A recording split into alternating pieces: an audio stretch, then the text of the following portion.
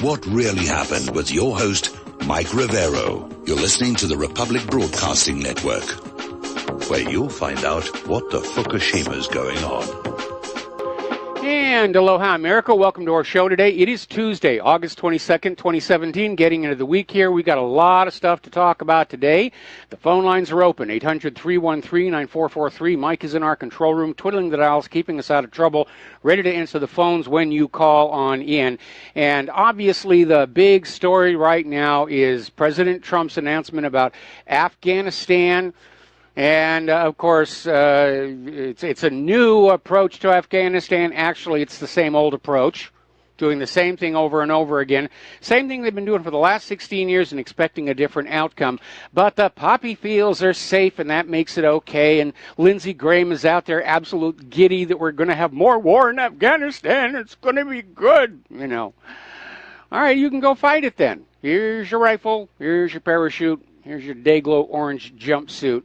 And along the way, Donald Trump was issuing a thinly veiled threat against Pakistan, saying that Pakistan is now the haven for ISIS and Al-Qaeda, which we know from past experience signals that the U.S. is going to be invading Pakistan very soon. And, of course, Pakistan is very nervous about this because they recognize the warning signs as well. And Trump is out there basically saying the difference between his approach to Afghanistan and that of his predecessors is we're not going to bother with all that nation-building nonsense again. We're just out there to kill the terrorists. So that's the excuse for U.S. invasions. There are terrorists there. We're going to go on in and bomb the place into rubble. We'll kill them all, let God sort them out, whatever it is. And not too surprisingly, Trump supporters, his base, are a little upset.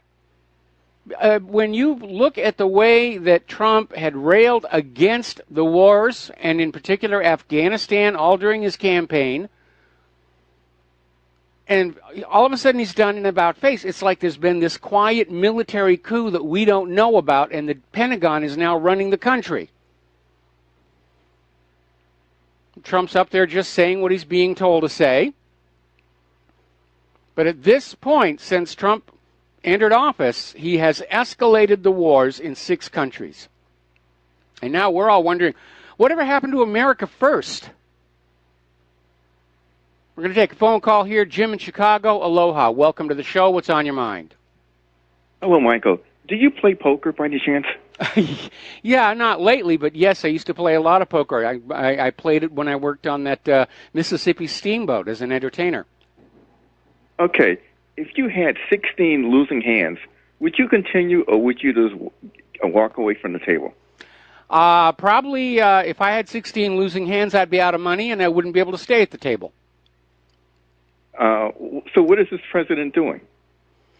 He's basically he's upping the ante, and he's going back in and he's hoping that the odds are going to shift in his favor. But we're not talking about poker where there's a certain degree of luck. And the idea that if you have 16 losing hands, you're guaranteed to win the next time, which, by the way, is a statistical fallacy. We're basically talking about an engineered, controlled military policy in a region that we've been in for 16 years, and it hasn't worked. And it didn't work for the Soviets, and it didn't work for the British. In fact, it hasn't worked for anybody since the days of Alexander the Great. And I think the real agenda here, no matter how much it costs in other people's money or other people's children, is for the U.S. to maintain the illusion that it's not losing in Afghanistan. I would agree with that. Well, not only that, though, look at all the individuals that have died on both sides, yes, and all the civilians. You know, that's my biggest concern right there. And plus, where is the money going to come from? You cannot continue to print money. Well, Trump has already assured us that there's $1 trillion worth of minerals inside Afghanistan, and we're going to pay for the war with all that. Of course, that's about as accurate as Bush's promise that the Iraq war was going to be paid for with Iraq's own oil, because that never happened. They're just borrowing more money and plunging this nation deeper and deeper into unpayable debt to fight a war that in the long run we cannot win. If we have not been able to get Afghanistan under control in 16 years, it is never going to happen, short of just nuking the place and turning it into a graveyard. I would agree. And now I might know why Trump went bankrupt 4 times. So Yeah, well, at least one of those cases, that appears to have actually been an engineered attack by organized crime against him. So it's a little more complicated than that. But yeah, he can be brash. That's one of the things people liked about him. But it definitely does not work in a president who's got war authority. It's charming on the campaign trail, dangerous in the Oval Office. Right. Well, Michael, you take care, and God bless. All right. Well, thank you very much for the phone call. We're going to let you go. And dealing with our little technical issues here. Story coming out of the LA Times, no less. No, Mr. President, Obama wasn't a nation builder in Afghanistan. So we're seeing the editorials already coming on out. Nobody is really happy with Trump's new Afghanistan policy, except, of course, the war profiteers. And they're basically calling him on some of the spurious claims he's made about the last 16 years in Afghanistan. And we know what Afghanistan was really all about: opium and oil pipeline rights of way. And it all goes back to the 1990s when this oil company consortium wanted a pipeline through Afghanistan, and they didn't want to pay for the pipeline right of way at the price the Taliban wanted. So they went before Congress and said, our low-cost option here is for you to regime change Afghanistan and put in a new government that will be more agreeable to the price we want to pay for the pipeline right of way. And one of the people who was in that oil company consortium was the representative of Unocal, Hamid Karzai. And if the name seems familiar, it's because following the invasion of Afghanistan, Hamid Karzai was the installed U.S. puppet ruler of Afghanistan. The oil companies got their pipelines, the CIA got a new source of opium, and everybody went home happy, except, of course, for the Afghani people and all those U.S. kids who were stuck in Afghanistan dealing with the aftermath. We're going to do a shout-out now to our on-air affiliates who are just now rejoining our network. So, all in all, a lot of people are very nervous, especially Pakistan. And Junaid Ahmad of the Center of Global Dialogue and Paul Jay had an interview. It's being reported over in the Real News. It amounts to Trump threatening Pakistan. And Pakistan is already out there saying, no, you don't need to come on in here. We actually have a very secure border. We don't have terrorists in here. And Pakistan is saying they're going to actually start working on a deterrent to counter threats to its security, meaning the United States. And as a matter of fact, the United States has been giving Pakistan a little bit of foreign aid, and Pakistan just turned around and said it really, in the greater scheme of things, doesn't amount to anything. You can keep that too. You stay out of our country. And by the way, I would listen, because Pakistan does have nuclear weapons. It's getting really, really tight over there. I mean, for Donald Trump, he's got all these failed wars already. We can't point to any of these wars yet and say it's an unqualified victory. We're still mired in Iraq. We're still mired in Afghanistan. We're still mired in Libya, Yemen, still thrashing around in Syria, can't get into Iran. He's talking about going into North Korea, and now on top of that, he wants to add Pakistan to the link. Yeah, it's a world war. We're there. We're already there. Look at all the countries the U.S. is trying to attack and invade. Now, apparently, Donald Trump is having a massive campaign rally in Phoenix, Arizona. He's already campaigning for his second term, a little early. And, of course, Antifa is planning to interrupt his rally tonight, which I think would be a very reckless thing to do with that petition on the White House petition website, demanding Antifa be declared a terrorist group. And it's already gone over 200,000 signatures. That's twice as many as needed for a White House response. If they really mess up his rally tonight, yeah, Trump could turn around, just declare them a terrorist group.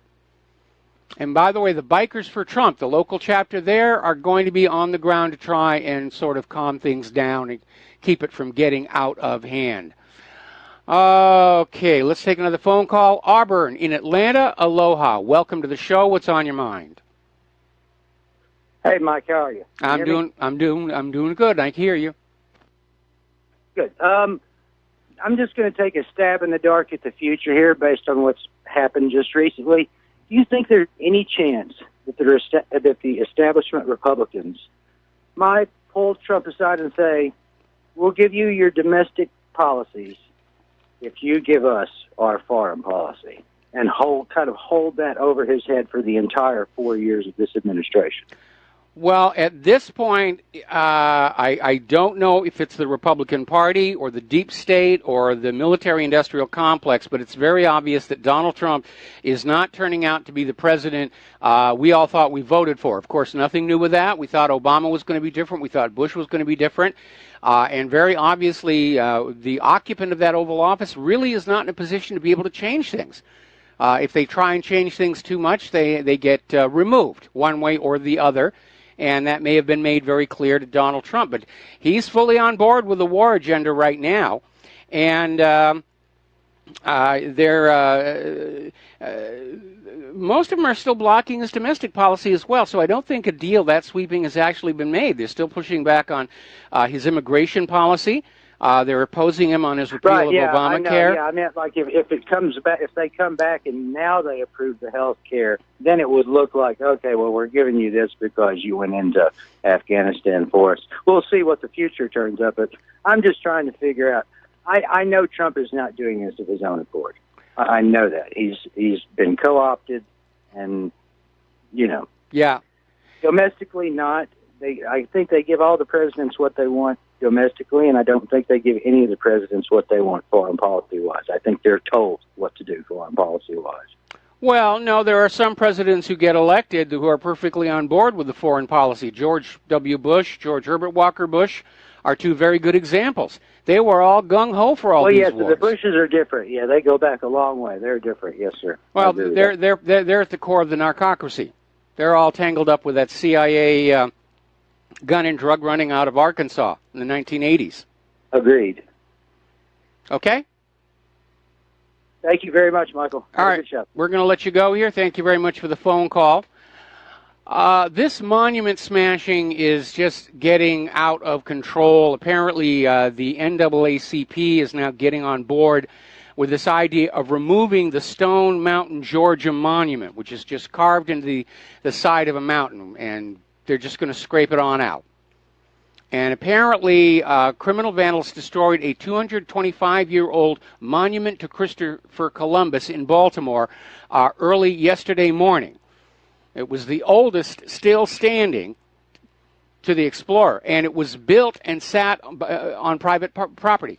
It wasn't funded by tax dollars. There was just this very wealthy individual said, I'm going to build a monument to Christopher Columbus on my property, and it's been there for 225 years, and the leftists just went in and smashed it up with a sledgehammer. They even posted a YouTube video, of doing this. And again, this is all illegal.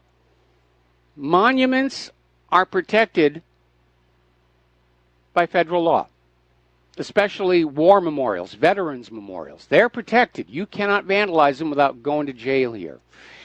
Apparently, over at the University of Texas in Austin, they did a late-night removal of all their Confederate statues. It's provoked mixed response.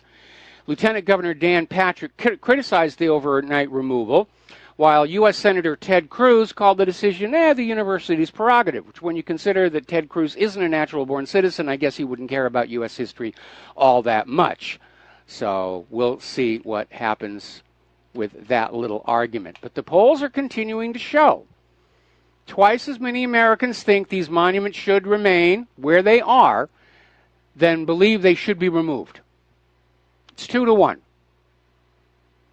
And frankly, I'm surprised they're getting that many people saying they should be removed. But on the other hand, you've got this corporate media is just on this full-time rant of white separatists, white supremacists, Nazis, plantation owners. I mean, they're really pushing this this stuff that all goes back 150 years ago. All of this happened before we were born. And they're trying to make it a big issue while they sneak World War III in on us, keep us divided against each other, so we can't stand up and say, no more wars. That includes Pakistan. But again, I want to reiterate something here. No white person alive today has ever owned a slave. No black person alive today has ever been forced to pick cotton. And you got to let that go because it's being used to turn you into somebody's ideological weapon, and it is getting out of control. And apparently somebody found a Craigslist ad for tonight's rally in Phoenix for Trump. It's another rent-a-mob operation, so yeah, there's going to be violence. Article out of activistpost.com. From Charlottesville to Boston, America is falling apart at the seams, and yes, it does seem to be doing that. We've got these race riots, which are being ginned up. They're paid for. They're not spontaneous expressions of grassroots hostility. They're bought and paid for. They're actors on both sides. On the black side, on the white side. They're paid to be there and act like animals. So the media can come on in and just grab that. Put it on the air and say, oh, look, we've got, everybody's, getting angry. Race right. You better choose your side here. We're all going to demonize the white people. And it does feel like the country is starting to come apart. For this and various other reasons. Collapse of the infrastructure, too many wars, overstressed economy. I've been saying for a long time that I see a Soviet Union-style collapse in the future for the United States government. It almost feels like it's actually here. It's starting right now. And it's painful to watch, but I think it's in our best interest to see it happen. Take a deep breath, start a whole new country, things will calm down. I'm sure the rest of the world would breathe a sigh of relief if the warmongering United States federal government were to simply fall down, go boom, like the old Soviet Union. Boy, remember after the Soviet Union went away and the U.S. government didn't have an enemy and all of a sudden everything was calm and peaceful all over the planet? Except for the Pentagon, they were all hitting their heads against the granite, saying, how do we get a new Cold War? How do we get back into the wallets of the American people? If there's no war, there's no money. If there's no war, there's no promotion. So now they got their wars back. They're happy. They're happy over there. It's money for them, promotions for them. It's a good business if you don't have moral qualms about war itself. Now, getting on back to all this social unrest here, the New York Times came out with this very bizarre article talking about Charlottesville, and they're hammering the idea that these are the rise of neo-Nazis, okay, which, again, there's cross-purposes in the propaganda, because Antifa says they're anti-fascist. Actually, so were the Nazis, who were socialist, and socialist and fascist are the opposite ends of oppressive economic exploitation.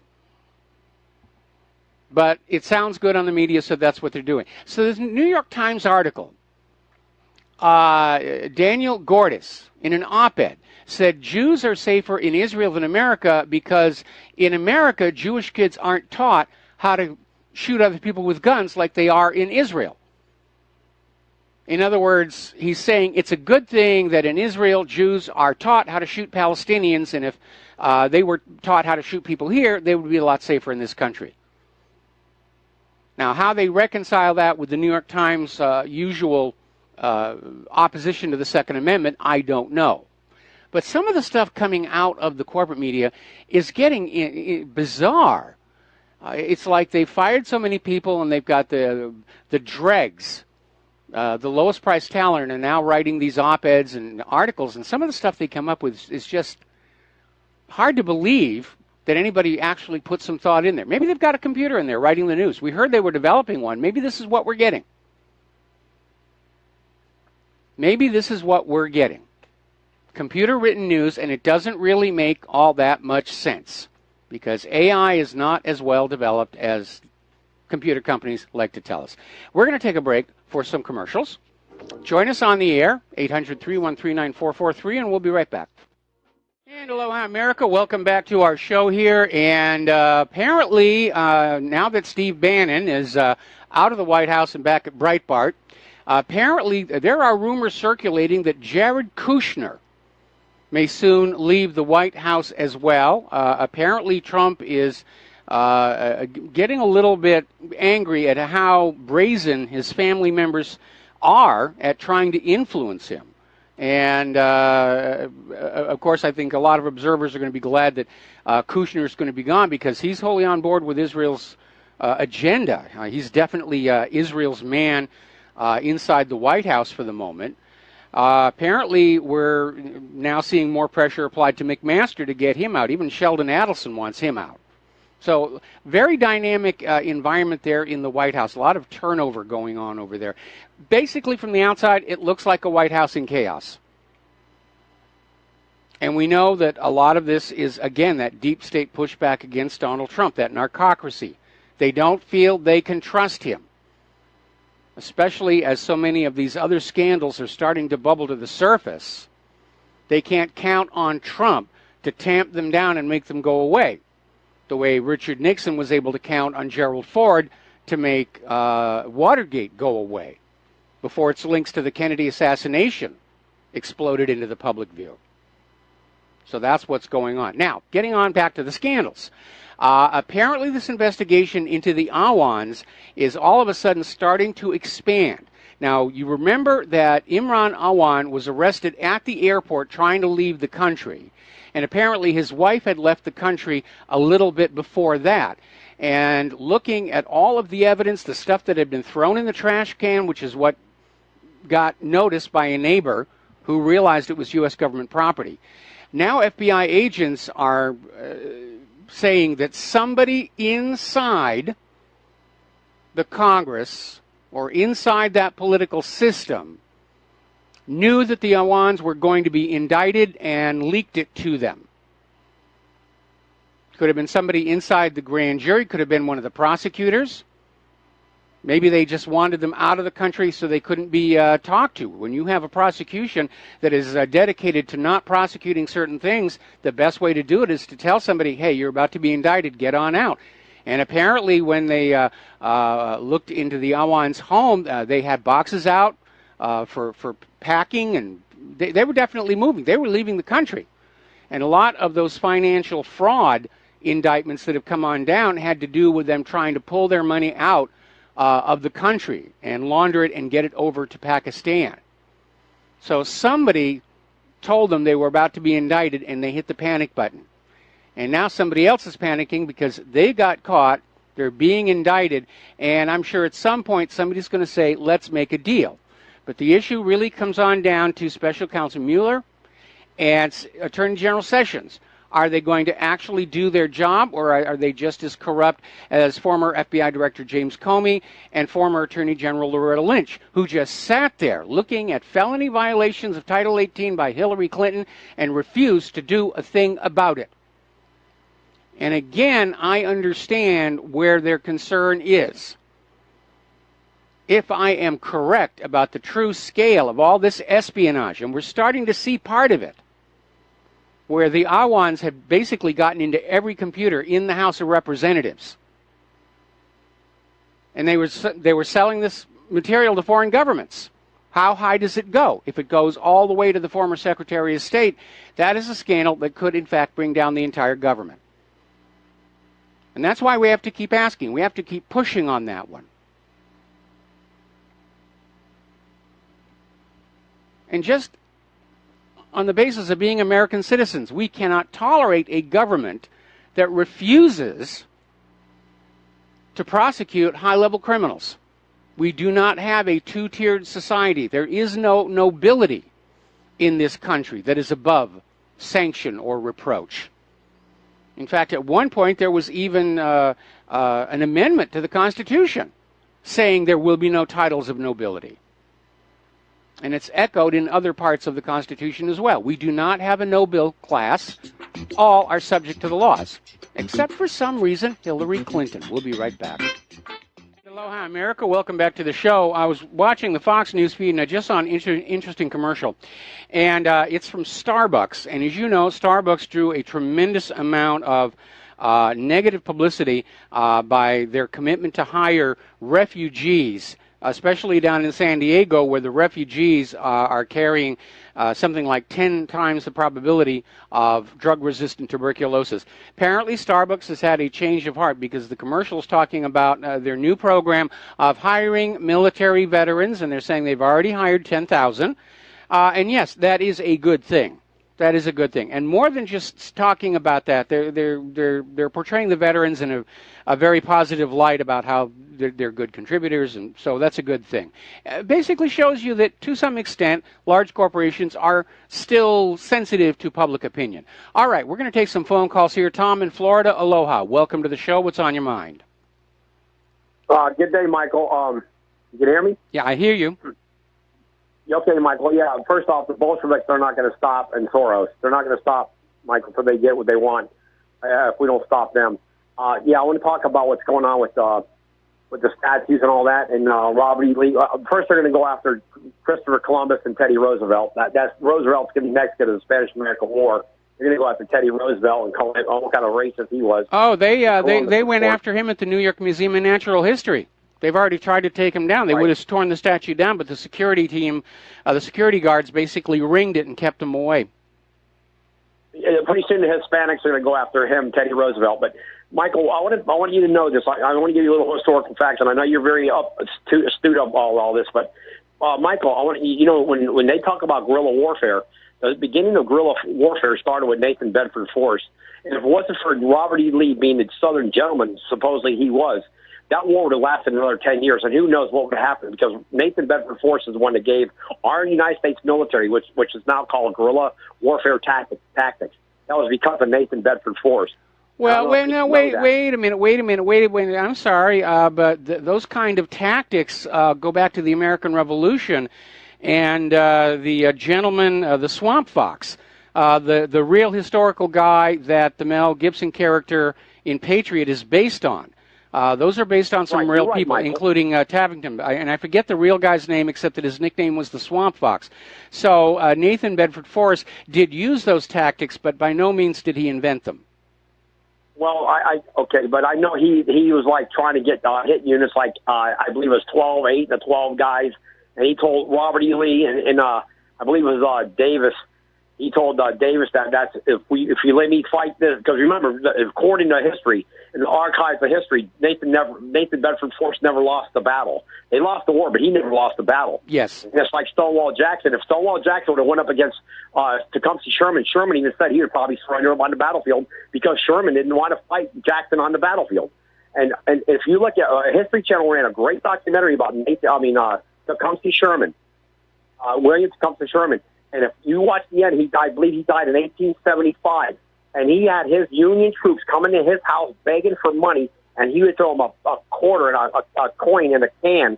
And these guys were in rags, these Union soldiers. And they, at the end of his Tecumseh Sherman's life, he was so sad what happened to the Union men who fought for him, and he couldn't believe it. And another thing, Michael, that they're not talking about in the media at all is what Lincoln's paper said. If you look at Lincoln's papers 2 weeks before he got assassinated, it would blow the liberals' mind. Abraham Lincoln, what he wrote 2 weeks before, when he was wanted to send them all to Liberia and Monrovia, that would blow people's minds throughout the country. They never taught it in school because they were afraid, because they had to use Lincoln as the greatest emancipator. But Lincoln, if you look at his archivist papers, Michael, you'll see that Lincoln was totally, he wanted to change everything. Yes. If Booth doesn't shoot Lincoln was going to send them all back. Look at his paper. I looked at his paper. I couldn't believe what I was reading. It's all archived. It's in the archives in Washington. They do not want to talk about that. And Lincoln knew what had to happen. Unfortunately, he got murdered. Cold blood by Booth. It was the stupidest thing, actually, because they didn't know. Lincoln had a mindset what he was going to do. Yes. After the Civil War ended. And people never talk about that in the media. These Bolsheviks, they're such liars. It's unbelievable. But, I'll leave you with the thought of this, Michael. They're not going to stop unless the white right fights back and says enough is enough. Tom. Okay, you got to take a deep breath and calm down and think about what you're going to say before you say it, because it gets sometimes a little difficult to understand what you're trying to get across here. I know that I'm talking about money, Michael. I'm talking about the money. Oh, okay. Because Soros is using money. Soros is using money against the American public. George Soros.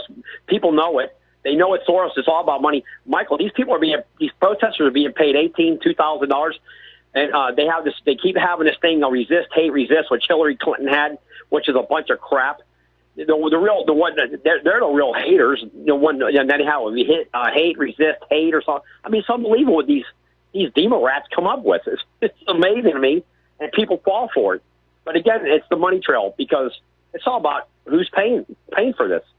It's all about money, and it's all about control. There was a line from one of the Godfather movies. I think it was like the third one, where they said, money is like a gun, politics is knowing where to aim it and when to pull the trigger, or words to that effect. And I thought that was one of the most insightful lines.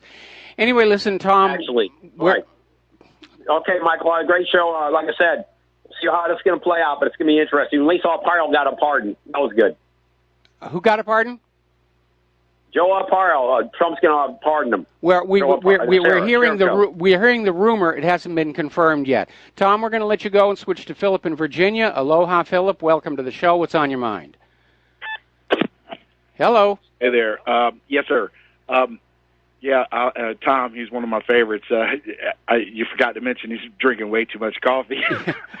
I think he had a little less coffee today, but he just. I know that he knows what he is trying to say, but he needs to realize that we don't, and sort of engineer his speech a little bit better. Yeah. Anyway, getting back to the Aiea brothers,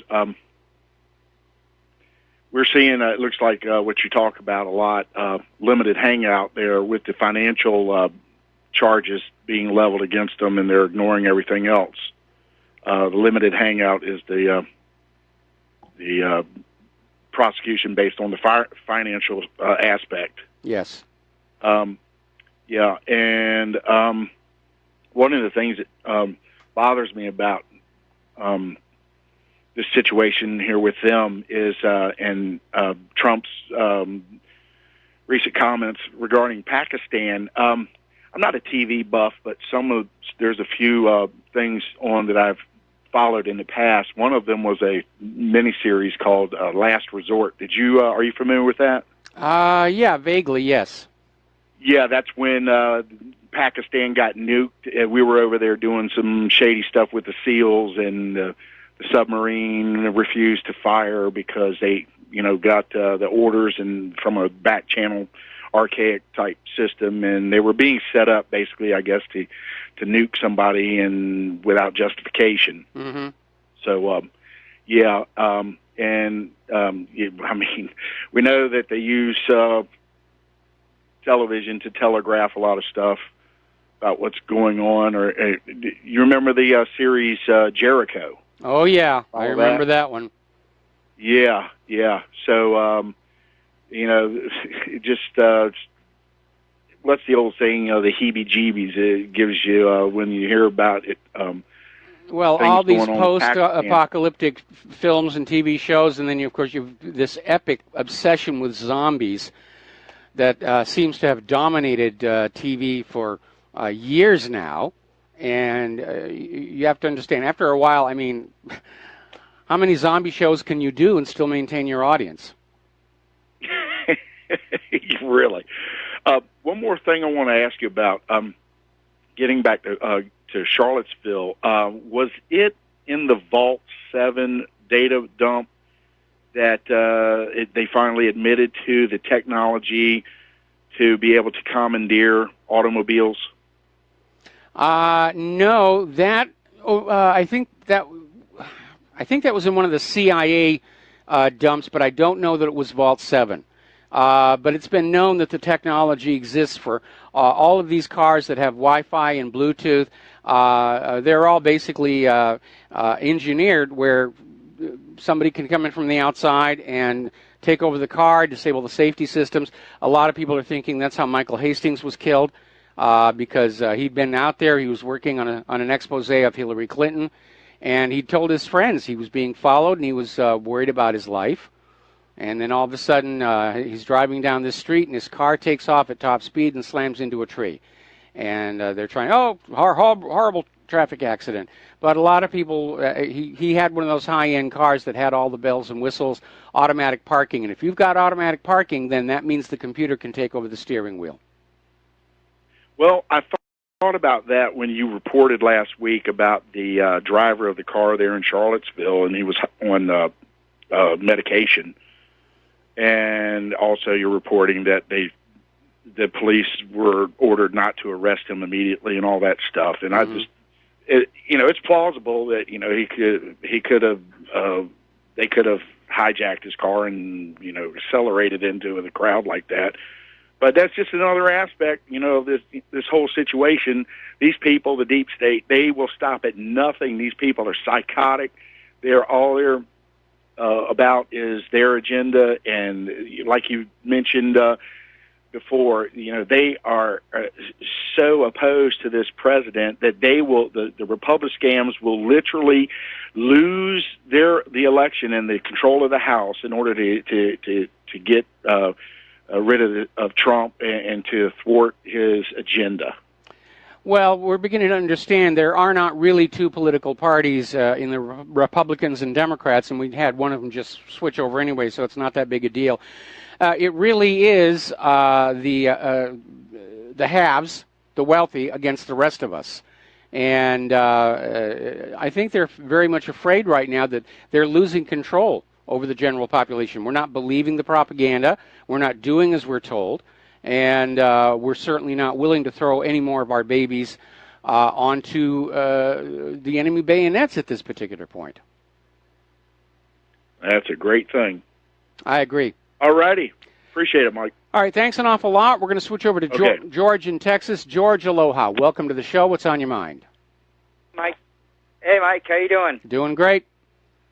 The thing is, looking at what's going on in Charlottesville and what's going on in Boston, and you're hearing even like they're not reporting the news. There's even people getting acid and VCs thrown at them. It ain't crowds. It's just random hits in the park. Yes. And the thing is, I would like to know if you could put this poll on your website. I said, would you support Donald Trump using the National Defense Authorization Act, using the military to arrest Antifa and BLM in violent acts to sort of restore order? But, as far as with NDA, arrest them, yes, but still don't disappear them. I still like them to have their trials and due process. Well, we don't need to go to the NDAA, and we don't need to worry about disappearing them because, the states can call out the National Guard, which are as close to military as you need for a circumstance like this. Only if it broke into open warfare on the streets of America would the regular military be allowed out there because of posse comitatus. The one exception to that being the Marines, of course. Well, but but look at Virginia. The National Guard was in Charlottesville, and they were ordered to stand down. And Ferguson, they were ordered to stand down. So it's kind of like a big iffy. Well, Trump has governors are not. Trump has the authority that was the precedent was set during the Rodney King riots in Los Angeles. Trump can federalize the National Guard, put them under federal control. I don't want to resort to, if things get so bad that the president has to use the National Defense Authorization Act to sort of put down his insurrection. I really don't want to see him go to that. I would like to see how your listeners would feel about that in a poll. Would you support the president if he had to use the National Defense Authorization Act to arrest Antifa and BLM to restore order and protect property and life? Well, first of all, we have to find out, how Trump and his advisors see this as playing out, because right now, in the eyes of the American public, the Antifa and the Black Lives Matter are coming off looking like the villains here, and the conservatives are coming off looking good. And Trump may just figure that it's worth letting there continue to be a little bit more violence and let this group self-destruct in a public relations sense. And they are talking about more hired actors at Trump's rally in Phoenix, and he just arrived there in Air Force One. So everybody, again, politicians are going to take what's happening and say, how does this help my agenda? How does this harm my agenda? And if Trump sees this violence as helping his agenda, his image, the GOP, he may let it go on a little bit longer. And only if it gets really out of control and bloody would he then start cracking down. In the end, it's a jurisdictional issue. Somebody has to start asking these mayors why they're ordering the police to stand down and not intervene in a violent confrontation. Because that First Amendment gives everyone the right to peacefully assemble and petition the government for redress of grievances. But once it turns violent, the First Amendment does not apply any longer. I'm sorry, the First Amendment does not cover taking a baseball bat and beating out the glass of a car.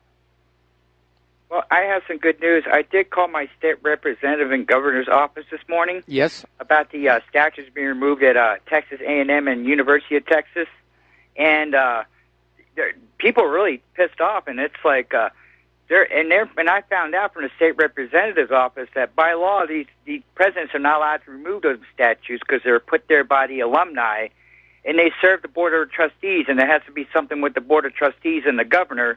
That means he solely couldn't take those statues down at night on his own accord. So they were breaking law. Yeah, we're seeing that all over the country where, people are exceeding their authority to get on board with this agenda. But again, we're at a time right now where it almost seems like the entire civil structure of our society just isn't paying attention to the laws anymore. And that's another reason to think that maybe we're on the cusp of an absolute real collapse of that U.S. central government. Anyway, George, got to let you go. We got to take another break for commercials coming up on the top of the hour, and we'll be back after these few words. And aloha, America. Welcome back to the show. And somebody just wrote on in and shared the name of the real-life character played by Mel Gibson in the movie The Patriot. And it's based on a real person. In the movie, his name is Benjamin Martin, but the guy's real name was Francis Marion. And he was known as the Swamp Fox because he operated out of the swamp, and they show that in the movie as well. And he was known for his brilliant guerrilla operations. And so that's that little bit of history there as well. Okay, now, apparently, the U.S. occupation of Syria is now official. Russia Today is reporting the U.S. commander of American forces in Iraq and Syria, Lieutenant General Stephen Townsend, is basically telling the Russians, this is where we are. And we're informing you, and I'm just saying we will defend ourselves if we feel threatened. So that's basically it. The United States has invaded and occupied Syria. Syria didn't want them there. Syria didn't grant them any permission to be there. The reasons for U.S. presence in Syria kept changing over time.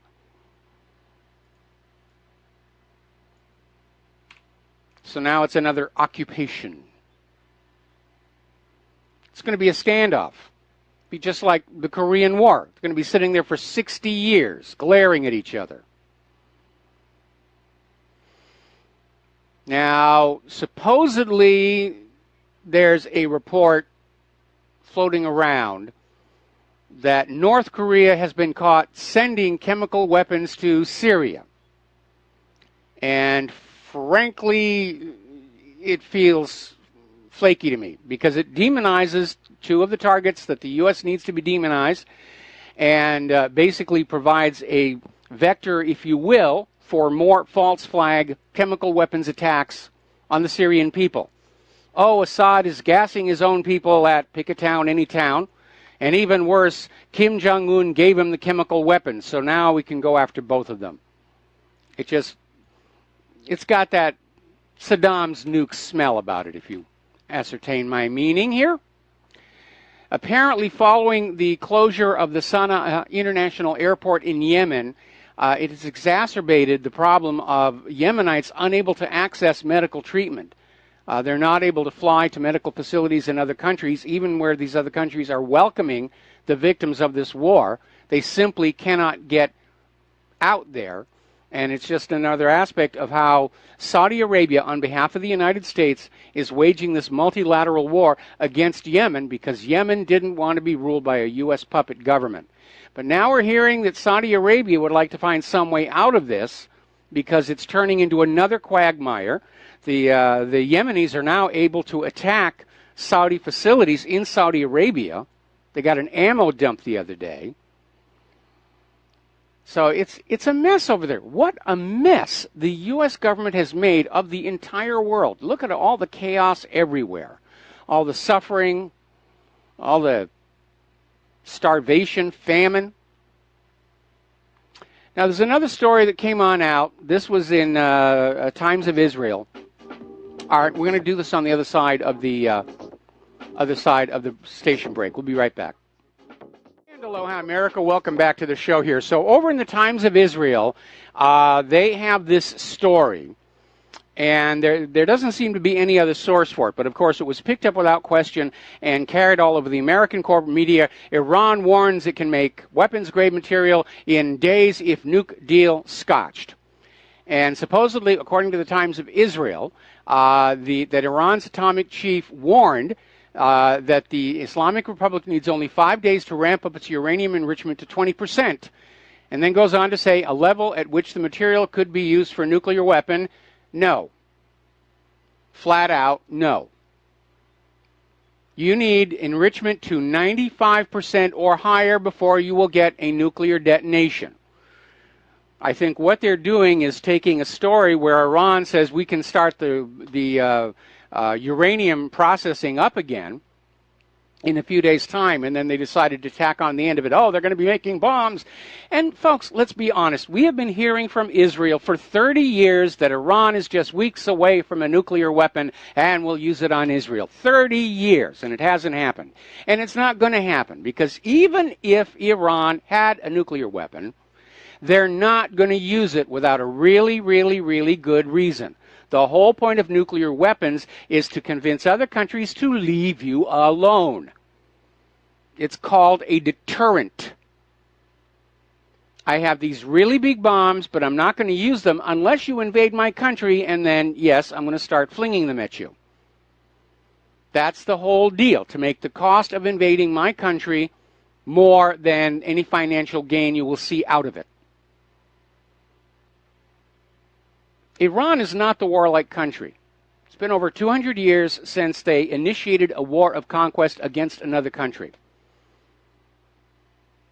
U.S. can't make that claim.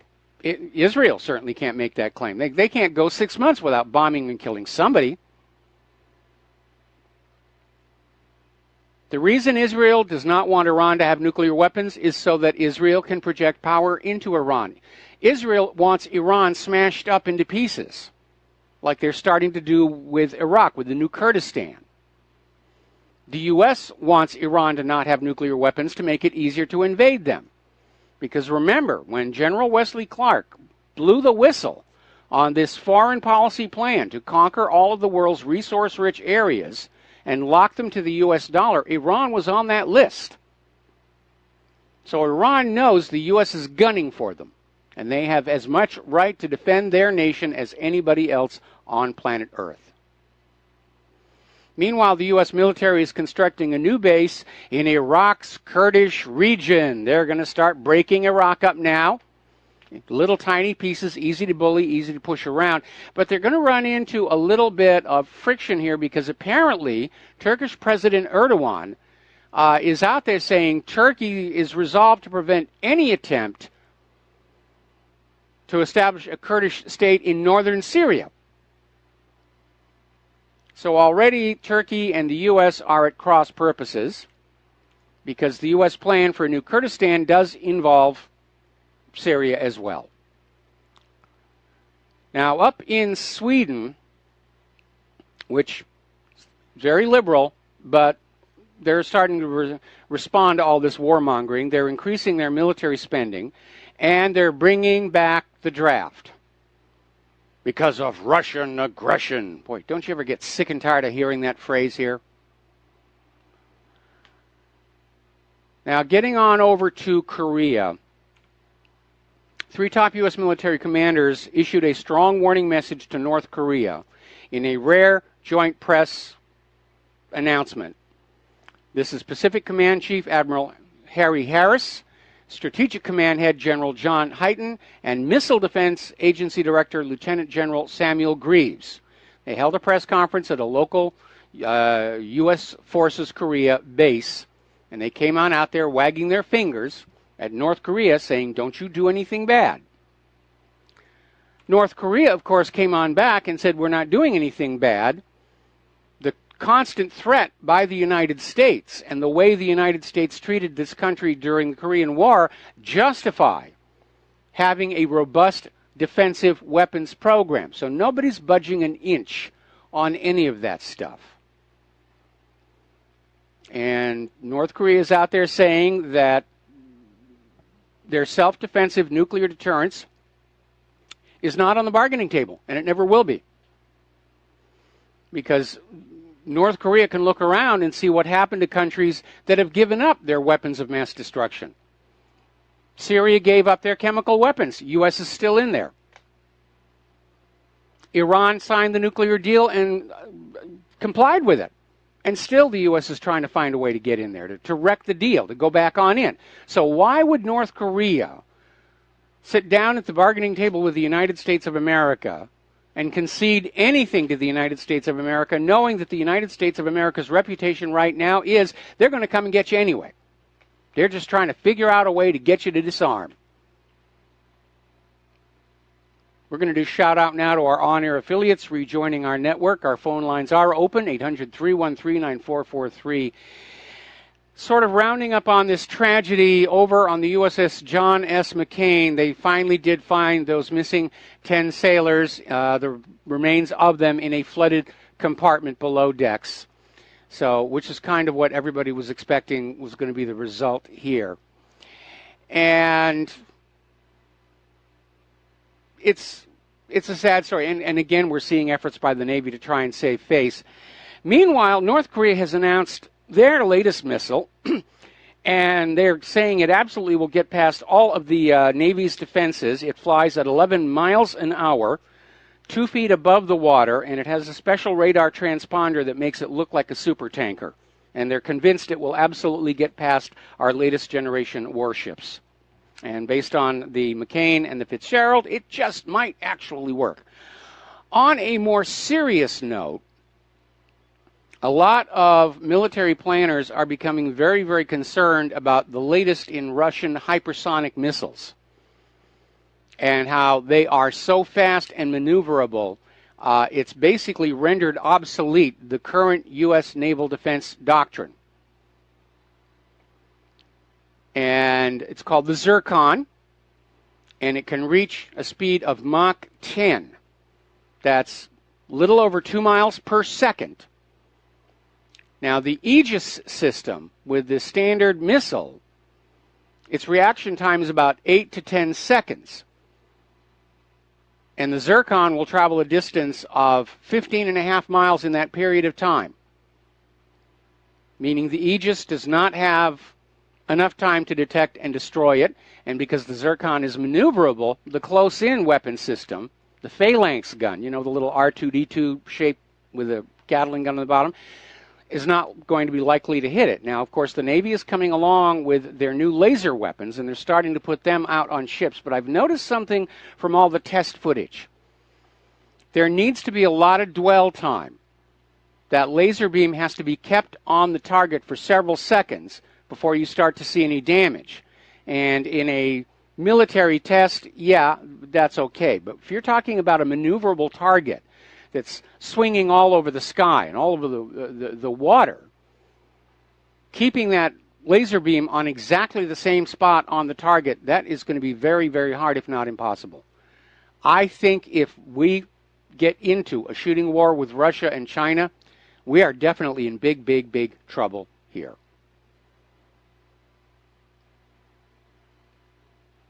I think too many people in the Pentagon cling to this idea of the invincible American military, and it isn't.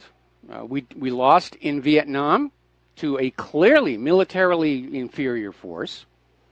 We never did win in Korea, and contrary to the movies and TV shows that you've seen growing up, we did not win World War I and World War II all by ourselves. We waited to see which side was going to win, and then we hopped on board. And our military, like our medical system, is the most expensive on earth. And it's not a very good quality at all.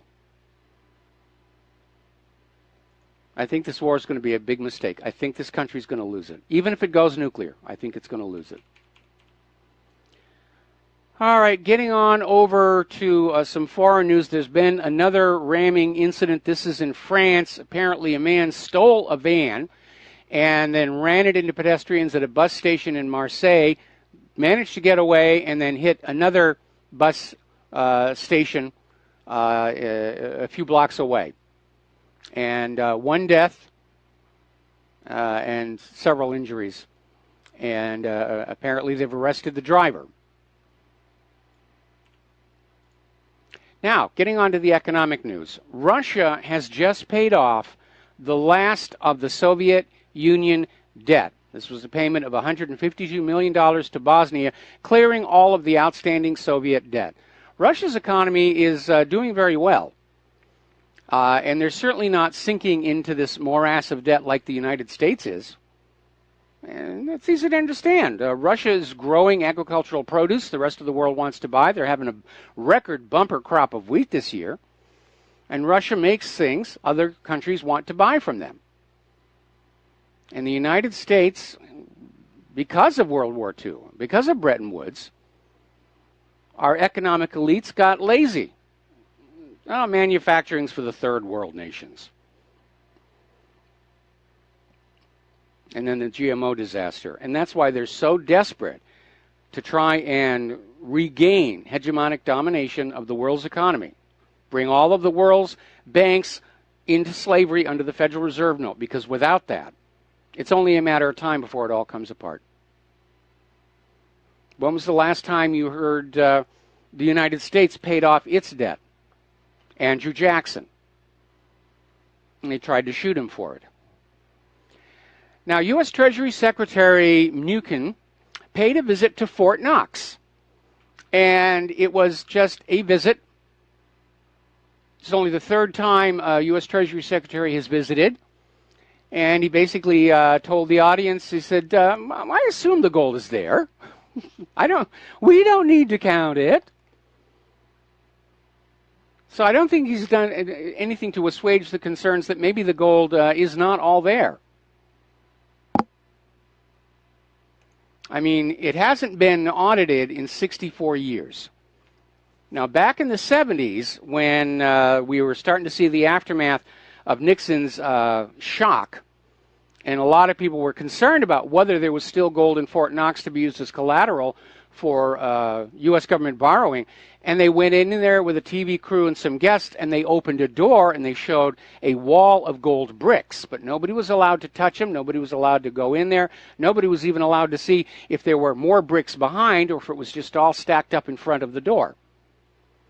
We don't know. We do not know. And Mnuchin's assurances, I assume the gold is there. Well, we know what assume means, don't we? I noticed History Channel is rerunning those Book of Secrets programs again. So if you haven't seen the gold conspiracy, you might want to set your DVR to record that. Because a lot of the stuff that we talked about in that show, we recorded that thing about 4 years back now, and a lot of that has now been confirmed. Now, getting on over to Germany, Merkel is dealing with a big problem with their car industry. And partly it is because of all the scandals of these iconic German car brands that were caught rigging the emissions test. And it's been a huge, huge blow to the credibility of the car makers and their products. And sales have plunged. And they're starting to see more and more people are buying the Teslas.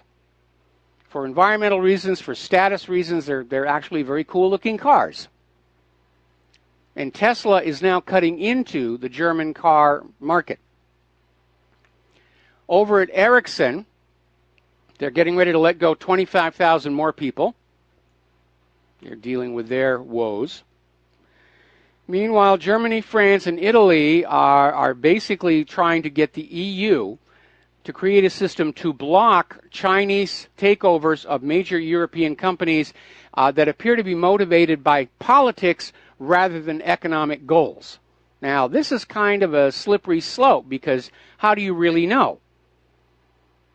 I mean, obviously, if China comes in and it's buying a company that's losing money, you have to wonder if there's an ulterior motive. But if China comes in to buy a company that's profitable, you can't know if there's a political agenda at work or not. This smacks to me of the beginnings of protectionism and sort of Europe's answer to the threatened trade war by Trump against China.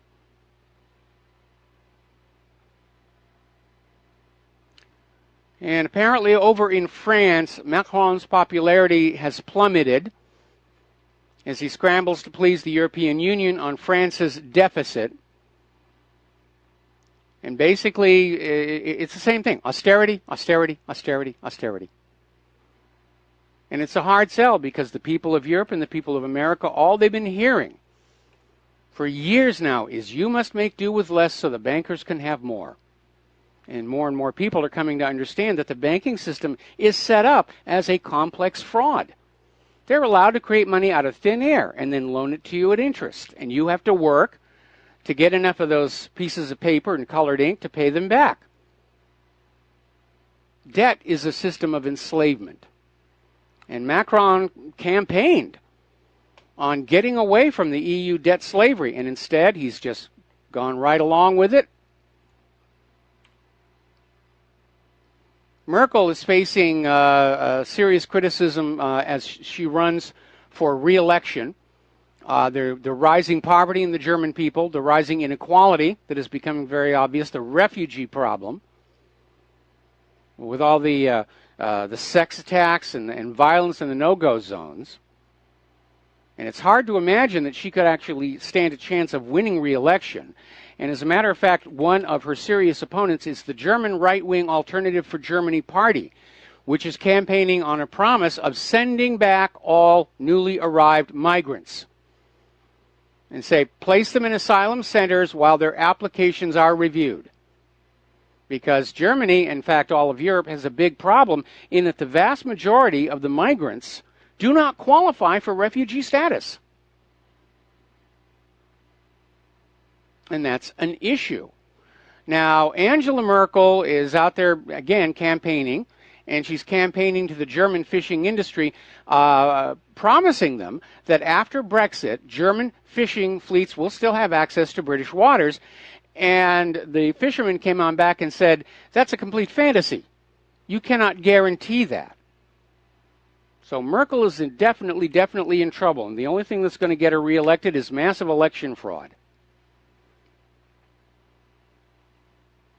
Now, here's an interesting story.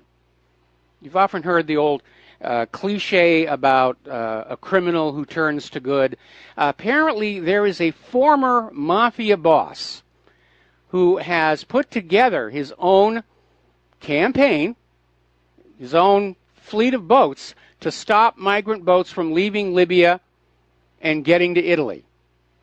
And apparently, this former mafia boss is responsible for the sudden drop in numbers over the past month. Because those migrants are afraid to go on out there.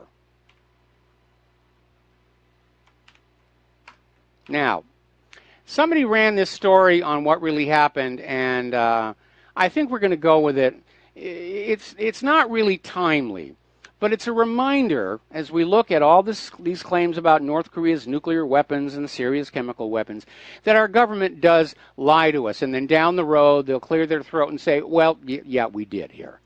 And it has to do with the Oklahoma City bombing. And how there was a rush to judgment, truck full of ANFO, Timothy McVeigh and two others. And that was the official story, and anybody who had questions about what was going on was a tinfoil hat kook conspiracy theorist. Then 2 years after the bombing, we actually had CNN admitting that the Justice Department Inspector General's office had determined the FBI crime laboratory made scientifically unsound conclusions biased in favor of the prosecution. This is back at the same time that Frederick Whitehurst was making noise. All right, we're going to take a break for commercials. We'll be right back. And aloha, America. Welcome back to the show. And we're just finishing up on this, and it's an important point to make. that we do deal with a government that will misrepresent things to us for political gain. So we're talking about the Oklahoma City bombing. The official story was a truck full of ANFO, and everybody who was talking about additional explosives inside the building itself, oh, they're just a bunch of kooks and tinfoil hat wearing wackos. And then 2 years later, they come on out and say that, yeah, actually the FBI crime laboratory on which this entire claim of a single truck of ANFO had been based really was not being very diligent about the job. They were making claims they could not support, and they erred about the size of the blast, the amount of explosives, and the type of explosives used in the bombing. Remember, there was a U.S. government weapons expert, General Benjamin Parton, came on out and said there is no way an entire truck full of ANFO could have done that damage. And the media kept enlarging. Oh, it was, 500 pounds of ANFO. No, it was 1,000. It was 2,000. It was 4,000. And they were citing amounts of ANFO you couldn't have fit into the truck. And basically, it was all fake science. And you need to keep that in mind, because as we come up on apparently the ramp up to a new war or a ramp up to a new civil war, you're going to be told things by the corporate media that just flat out are not going to be true. And you need to be aware that you are being lied to so that you can remain objective and analytical. We're going to take some phone calls now.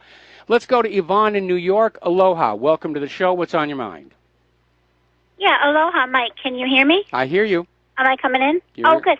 I had a question, comment about the coverage on the media of that Friday 11th supposed Nazi candlelight march. The pundits on every station, including Fox, they were saying, even crying over a comment where they said they chanted JEWS, Jews will not replace us, but I thought they said YOU will not replace us. So I typed in both on YouTube to see, what was what.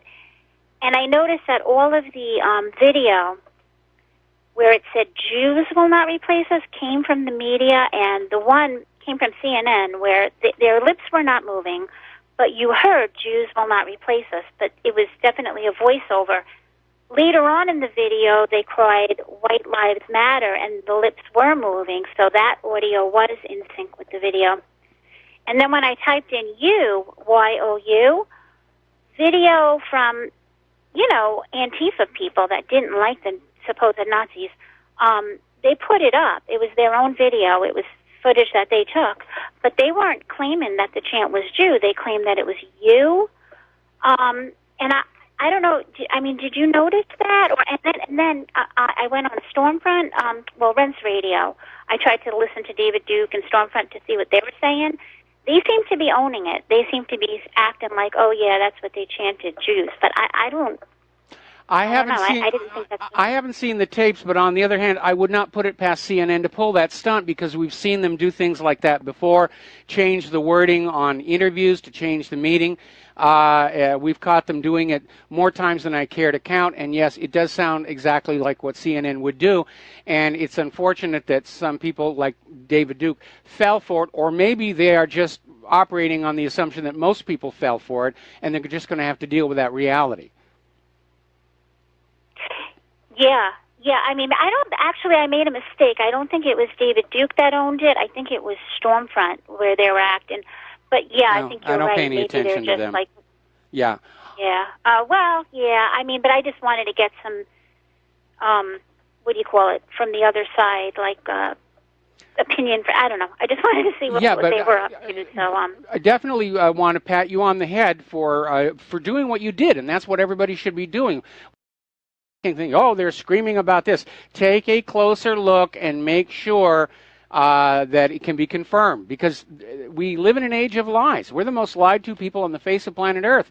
And the sooner you realize that and develop the appropriate defenses to being lied to by government and the corporate media, the better off we're all going to be. Yeah. People, because the people that I know, that scared them when they heard that that's what they were chanting. And, that's what they're hoping. Oh, they'll be afraid and they'll stop thinking. Fear is what gets in the way of thinking, and that's why the lies get more and more shocking over time. Yvonne, we're going to have to let you go. We've got to take another break for commercials, and we'll be right back. Aloha, America. Welcome back to our show. We're going to go back to the phones here. Ramsey in Canada. Aloha. Welcome to the show. What's on your mind? Hello, sir. I have a question. You mentioned about 10 minutes ago that the Russia paid its last debts or something like that. Can you elaborate more about that? Russia just paid off the last of the debts from the old Soviet Union. And what's that about? Sorry? What's that about? Like I'm not following. I didn't say it was bad. It was just part of the economic news here, and the point I made is that obviously the Russian economy is doing very well because they were able to pay off the debts from the old former Soviet Union, and they're doing very well. Contrast that with the United States, which is hopelessly mired in this artificially created debt from the private central bank, and is never going to be able to find a way out unless they go on out and simply bomb everybody we owe money to. Okay, thank you. All right, we're going to switch over to Rick in Arizona. Aloha, Rick. Welcome to the show. What's on your mind?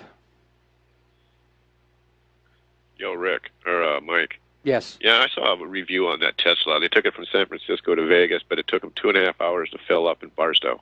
Yes. That thing is it's a glorified golf cart. I think the company will completely be smashed. Next item I got on the agenda. Well, before you move on there, let me respond to what you said here because first of all, I mean the Teslas I've seen, we've got a few of them on the island, look really, really good, and apparently there's already a new system that's coming online for a much more rapid recharge that will allow a complete recharge in about 5 minutes, which is not much longer than it takes to gas up a conventional car. And so once they get that out there and it's starting to propagate across the country, then all of a sudden it becomes viable. I mean, if you look at the early history of the automobile, the automobile owners, they had to find hardware stores that carried gasoline and fill their cars there. The idea of a gas station took a long time to develop, and it took a very long time for gas stations to become ubiquitous in every town. Well, okay, Mike, that's maybe true, but you just remember that electricity that you're going to pump into that car is going to be mighty expensive when you get to Barstow. Now, as far as like the American military goes, I think for the most part, unless we're ready to take casualties, we're nothing but a paper tiger. I mean, North Korea I don't even think they have nukes, but they have missiles that can sink aircraft carriers. So if we're not going to take casualties, which we won't because it's too politically of a hot potato, there ain't going to be any wars. It's just talk. We've been hearing it for years with Iran. I just don't see. Yeah, but look at all the. I wouldn't worry about it. Look at all the wars that the U.S. has already engaged in, going all the way back to Afghanistan. We've been in Afghanistan having people killed. These are wars with people that don't shoot back. These people don't shoot back. Some of these people in Afghanistan never see themselves in a mirror. I mean, so you want to fight somebody that's going to shoot back? I just don't see that ever happening. Well, I mean, we're running into. We've had two battleships just stopped by accidentally running into other ships. I don't know. that's not. I wouldn't be worried about a big war. Well, I'm worried about a big war that we're going to lose. Is really what I'm worried about here. And the fact of the matter is that yes, the U.S. government likes to pick on nations that can't really fight back, but they do fight back, and a lot of people do get killed. And right now, the current estimate is that the United States government, since the end of World War II, has murdered anywhere between 20 and 30 million human beings in all of these various interventions around the world. So people are being killed, and so are Americans. We saw a lot of. I'm not saying we're not killing people. We're killing people that can't fight back. I mean, look at you take these countries like South Viet or the Vietnam War, where we didn't win that war. Yeah, we lost it, and we lost 60,000 Americans. Same thing in Korea. I mean, so we can't go into wars because people that shoot back. I don't think we're going to get involved with. Okay, we've already gone to war with countries where the people could shoot back, like Iraq, and we're still stuck in there. You know what? I know people that went in there. They said these people just dropped their weapons and ran. A lot of these deaths were just logistical from too many people around equipment. And there were some IEDs, but for the most part, they just dropped their weapons and ran. You go try that in Iran, and you're going to have tens of thousands of casualties, or Korea, or Russia. Well, I certainly hope you're right. I certainly hope you're right. Unfortunately, the people who are planning these wars, they don't care how many casualties there are.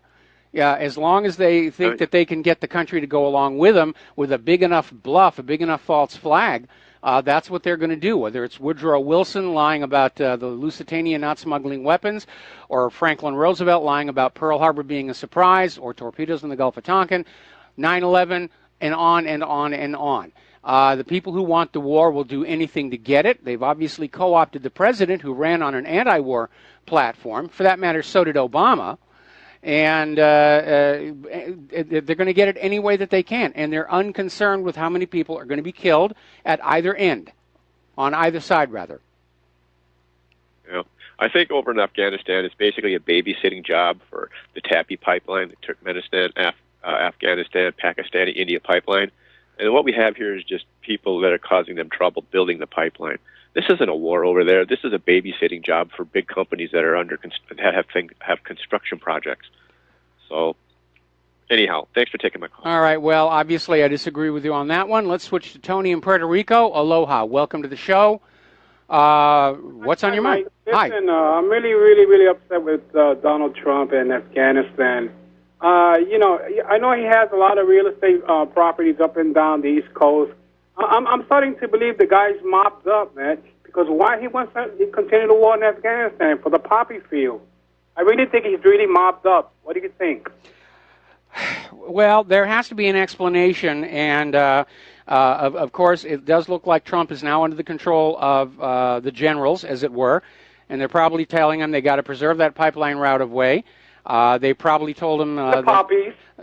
I don't know that they told Trump about the poppies. I don't think Trump would really be comfortable with that. But certainly there's the idea that there's $1 trillion worth of minerals in those eastern mountains. Certainly the idea that the U.S. cannot be seen to lose any war at all along this path toward global conquest, as it were. And Trump may have just gone along with it for whatever reason. Okay, Mike, thank you.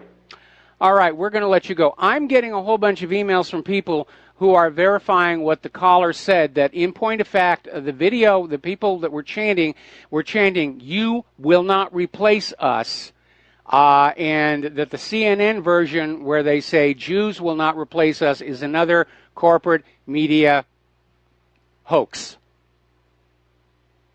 All right, let's take another phone call. James in Texas. Aloha. Welcome to the show. What's on your mind? Yes, I wanted to know if you know about, like, that, what they said about the reason why we're really going to go into Afghanistan, about that $1 trillion worth of resources that's there. That's why we're going to stay there. Well, no, what Trump was out there saying is that the American people don't have to worry about paying for this next war because we're going to pay for it with Afghanistan's mineral wealth. But then Bush made the same promise about how we weren't going to pay for the Iraq war because we were going to use Iraq's oil to pay for that. And that never happened. Yeah. You know, we still see war and defense spending being the largest single line items in the federal budget year after year, and they keep going up, and our debt keeps increasing with it. Yep, it's all about the money for the defense contractors. Just like that rocket attack on the air base, those rockets were, just the rockets alone, not counting, you know, maneuvering the ships and everything. That was like a little, like $95 million, I mean.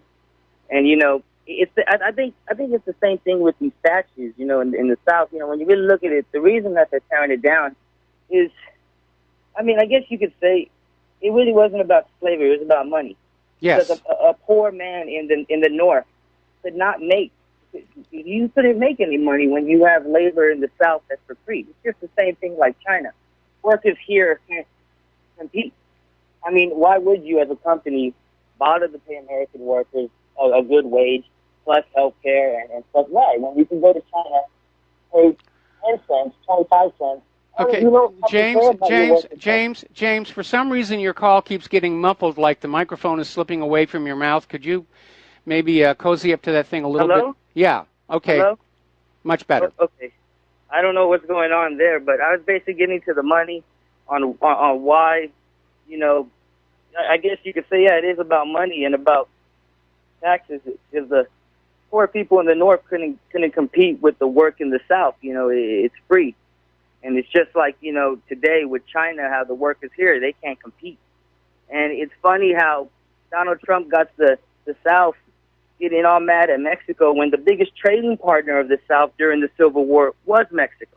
They was getting the South cotton, and through Brownsville, right, and then the northern port right across, it's called Baghdad, Mexico. They were shipping it there, and they were shipping out on Mexican ships with Mexican flags. And a lot of also Mexican boys were in the first battle, were in all the major battles, because they were Texas units. So a lot of Texas units were made up of Mexican boys in all the major battles. And that's another sad thing, because Texas was trying to put all the monuments of all the Texas units that were there to Texas. The only reason that the South lost when they cut off Louisiana, they tried to cut off it in Texas, the supplies, but we pushed them back 2 times. And they cut off the supplies in Louisiana, and that's what ultimately, destroyed the South. Yeah, once the Union had taken control of the Mississippi River, that was the main transport system for the South. And once they couldn't use those riverboats anymore, things pretty much ground to a halt there. Anyway, James, we're going to let you go here, and we're going to switch to Al in Canada. Aloha, welcome to the show. What's on your mind? Hey, Mike. All this talk about war and all this nonsense. I'd rather talk about something that's a little more positive. The Tesla car, for instance. You were mentioning about the 5-minute battery charge. Well, I don't know whether that what will happen in the very, very near future, because it sounds to me like those kind of fast charges are likely to blow up a battery or two. Given the recent history of these lithium batteries. Well, they're talking about a new type of battery and a new type of charger. I'll tell you what would be a really good solution, and that is that the batteries are all identical and standard, and you pull into a refueling station, they simply swap a new battery for the one that's in there, already fully charged, and you go. And I think people would be willing. You read my mind. Yeah. I was just getting to that because even up here in Canada, I can't remember how many charging stations there are, but there aren't very many. And a lot of people think, well, this is great. Well, how long does it take to charge these batteries? You can fill up your gas tank in about 10 minutes, but it's not going to take 10 minutes to charge a battery. So the obvious solution is to have these batteries actually mounted, I would think, like underneath the car, like where the trunk would be, or something along those lines. And just exactly what you said. You just replace the battery with another one and continue on your way. You're in and out 10, 15 minutes. Yep. And I mean, that would be the way to go, because the slower you charge a battery, the longer that battery will last. As a general rule of thumb, yes, but the battery technology is really starting to evolve. And again, they're looking for a solution to make these things to be refueled as quickly as a gasoline car. Now, it's a great thing when you've got all these charging stations, and we have them around here on Oahu, and it's great. And you'll see the little cars are plugged into them. And right now, the drivers of the electric cars love it because it's free. They're not being asked to pay for the electricity. But that's not going to last forever. I mean, they're putting it out there to help spur the technology on and get more people using electric vehicles, and then it's going to reach a point where they're going to say, all right, now we're going to charge you for the electricity going into your car, and that will transition it. Now, me personally, if I could afford it, I would be looking at least at a hybrid, if not an all-electric car. Because of those issues of environment. But the reality is, here on Oahu, that electricity going into the electric car is still being produced by an oil-fired generating station. Yes. What we need are these stations that are strictly solar-powered and or wind-powered, and that's it. Okay, that well, would be perfect. I mean, I would love that. That's okay. Our phone connection is breaking up. So I'm going to let you go here, and I'm sorry about that. Boy, we got a lot of callers here. Let's go to Cliff in FEMA Region 3. And Cliff, aloha, welcome to the show. What's on your mind? Hello, Mike. Can you hear me? I hear you fine. Hey, long-time listener. It's the first time I've called. I'd like to share an observation with you and your listeners. I talk to a lot of people, and a lot of people talk about the mainstream media. and how they really don't believe it. And for a lot of us, we haven't believed it in a long time. But people now are really starting to take notice. And things that are obvious to people that they just don't believe it anymore. But the thing that strikes me is that they seem to feel that they're in the minority and that most people are believing it. But everyone I talk to, they don't believe it. And I think that it's not enough to just put down the media and point out where they're wrong. I think when they dictate the talking points and they keep us talking about what they want us to talk about, that they're still in control and that they're only relevant if we're talking about them. Much like the currency, it only matters if it means something to us. So I really feel like, and Trump is included in this, he takes the talking points that the media puts at him, and instead of talking about the things that are really important, like the vaccine damage to our children and the economy, what it's doing to people on the street, the wars of aggression and all the other things, the lopsided influence that these special interest groups have over our politicians, so many of these things are swept under the carpet because the mainstream media just doesn't address them. So I just wanted to make that comment that, we have more power than we think we have, and we really shouldn't allow the mainstream media to always dictate the narrative of what we're talking about. Well, I agree with you, which is why I don't even call them the mainstream media anymore. I call them the corporate media versus we in the independent media. And we're addressing the deceptions of the corporate media for a very real practical reason, which is that there is still a segment of the general population who believes it. But we do drive our own... we've kept a lot of focus on the vaccine problem, a lot of focus on the GMO. We talk about a lot of stuff the corporate media doesn't dare go near, like the massive election fraud. And so, we are setting pretty much our own agenda in terms of what we think is the American people need to be hearing right now. Anyway, thank you for the phone call. We got to let you go, and we'll be back with more phone calls after these few words. Aloha, America. Welcome back to the show. We're going to go back to the telephones. Angel in Illinois, aloha. Welcome to the show. What's on your mind? Hello, Michael. Yes, the other day, somebody called up and you said that Britain, was having financial trouble, so they needed the World War II. And I've seen something on the Civil War, which we're being browbeaten on, at the Smithsonian a while back here. And it says, in what way was Britain, this at Smithsonian, says, in what way was Britain invested or really tied up in the war? At the beginning of the war, cotton impacted the livelihoods of 1 in 5 Englishmen. Everyone was worried that the cotton embargo would destroy Britain's financial might, but it turned out there was a huge cotton glut in 1860. There was too much cotton in England in warehouses, and it was bringing down the price of finished goods. So what the war did was rescue Britain from a serious industrial slump. And that was about to take place. For the first 18 months of the war, British merchants just used up the cotton that they had stored. Then finally, when it got really scarce and more valuable, truly, truly scarce, midway through the war, there were other sources of cotton, including coming from India and Egypt. By then, Britain had become completely invested in the war because of the war, the economy, guns, cannons, rifles, bullets, uniforms, and steel plating of all kinds, engines, everything that a war needs. Britain was able to export to the north and to the south.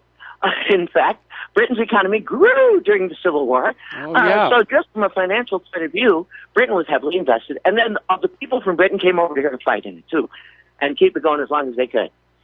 You'll generally find that throughout history that those who are supplying the war materials want the wars to just go on forever and ever and ever. Vietnam is a classic example. Bombing empty fields, taking ground, then retreating, then retaking, then retreating. It was all about grinding up munitions, using up material, and taxing the American people to buy more of it.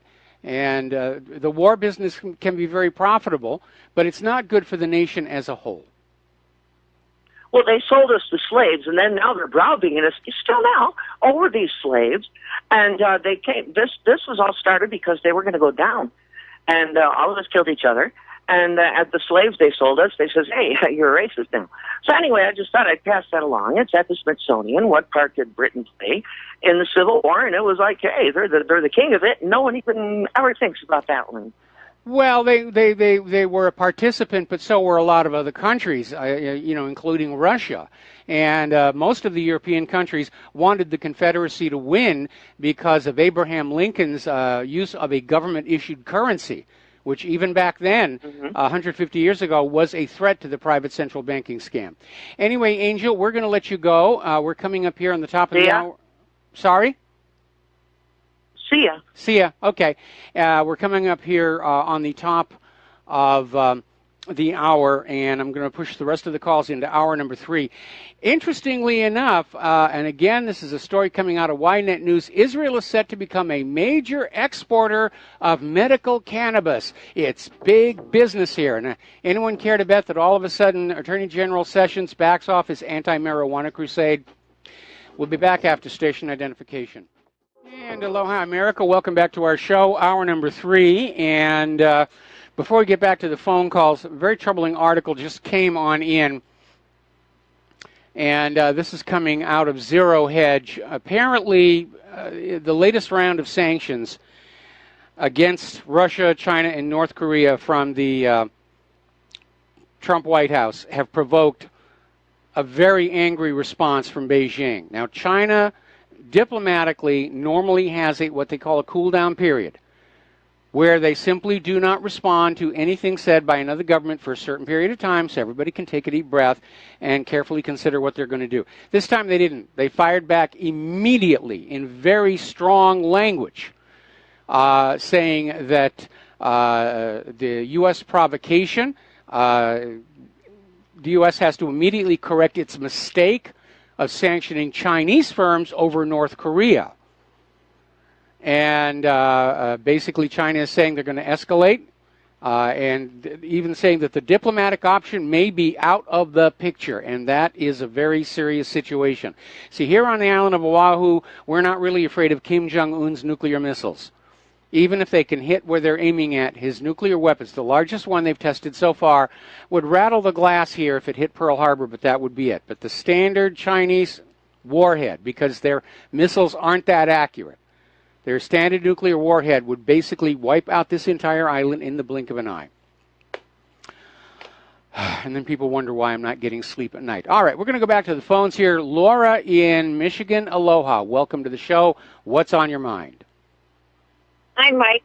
Last night on Rents, Tex Mars said that Afghanistan had 300,000 Chinese working, mining those rare minerals right now. Mm-hmm. So I got wondering, did Trump send, is he sending in troops? Did he make a deal with Xi to protect the Chinese that are working in Afghanistan? I hadn't even heard about that. Well, 300,000. Trump may be sending in the troops to kick the Chinese out. We have to be a little more clear on that, huh? Well, I mean, the goal is U.S. control of all of these resources so that they're traded only for the U.S. dollar. Now, I don't know, if China is already inside Afghanistan mining those minerals, then my guess is they're going to hit the world market for the yuan.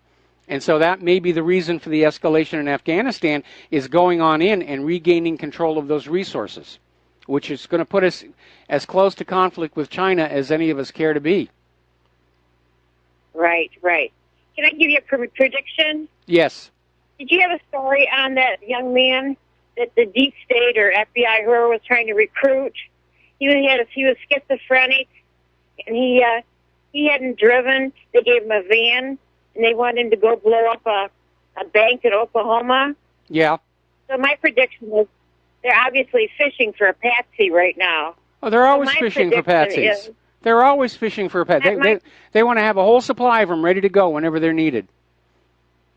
Right. So my prediction is they're going to have somebody blow up something, and they're going to blame it on the white nationalists or whatever. Yes. You watch, that's what's going to happen real quick. Because they're obviously, you're right, they're looking right now. And they almost got this guy, but the guy's mother thwarted the attempt. and she exposed it. Yeah. You haven't heard anything more about that? No, just that there's a lawsuit involved. Anyway, listen, Laura, we're going to let you go. Terry in Oregon, aloha. Welcome to the show. What's on your mind? Mike, back since we're talking about Oklahoma City, back when that happened, the New American Magazine had a story about the FBI interrogating this guy in prison who they thought might have been John Doe number 2. Yes. And the next day, the prison called the guy's family and said he committed suicide in the cell. And if they were pressuring him to do a cremation, they said they'd pay for it. And this guy's brother evidently was a lawyer or something. He said no, and he had his own autopsy done, and this guy was beat up so bad that could have been the cause of death. And it seems to me the FBI is trying to rival the CIA and their despicable deeds they do. Well, you know, they both tend to do the despicable deeds, and of course, Hollywood's part of Hollywood's job is to convince you that FBI and CIA agents, or for that matter, NSA, are just really swell Boy Scouts who only have the best interests of the nation at heart, and some of them probably do.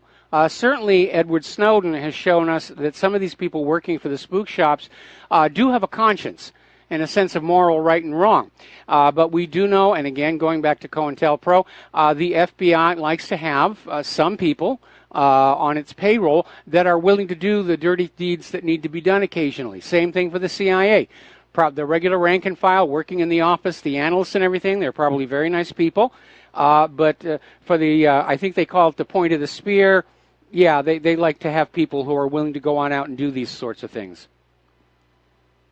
Okay, Mike, thanks. I just one thought, though, on something else. The $1 trillion worth of minerals in Afghanistan, that's about enough to pay for our deficit for about a year and a half.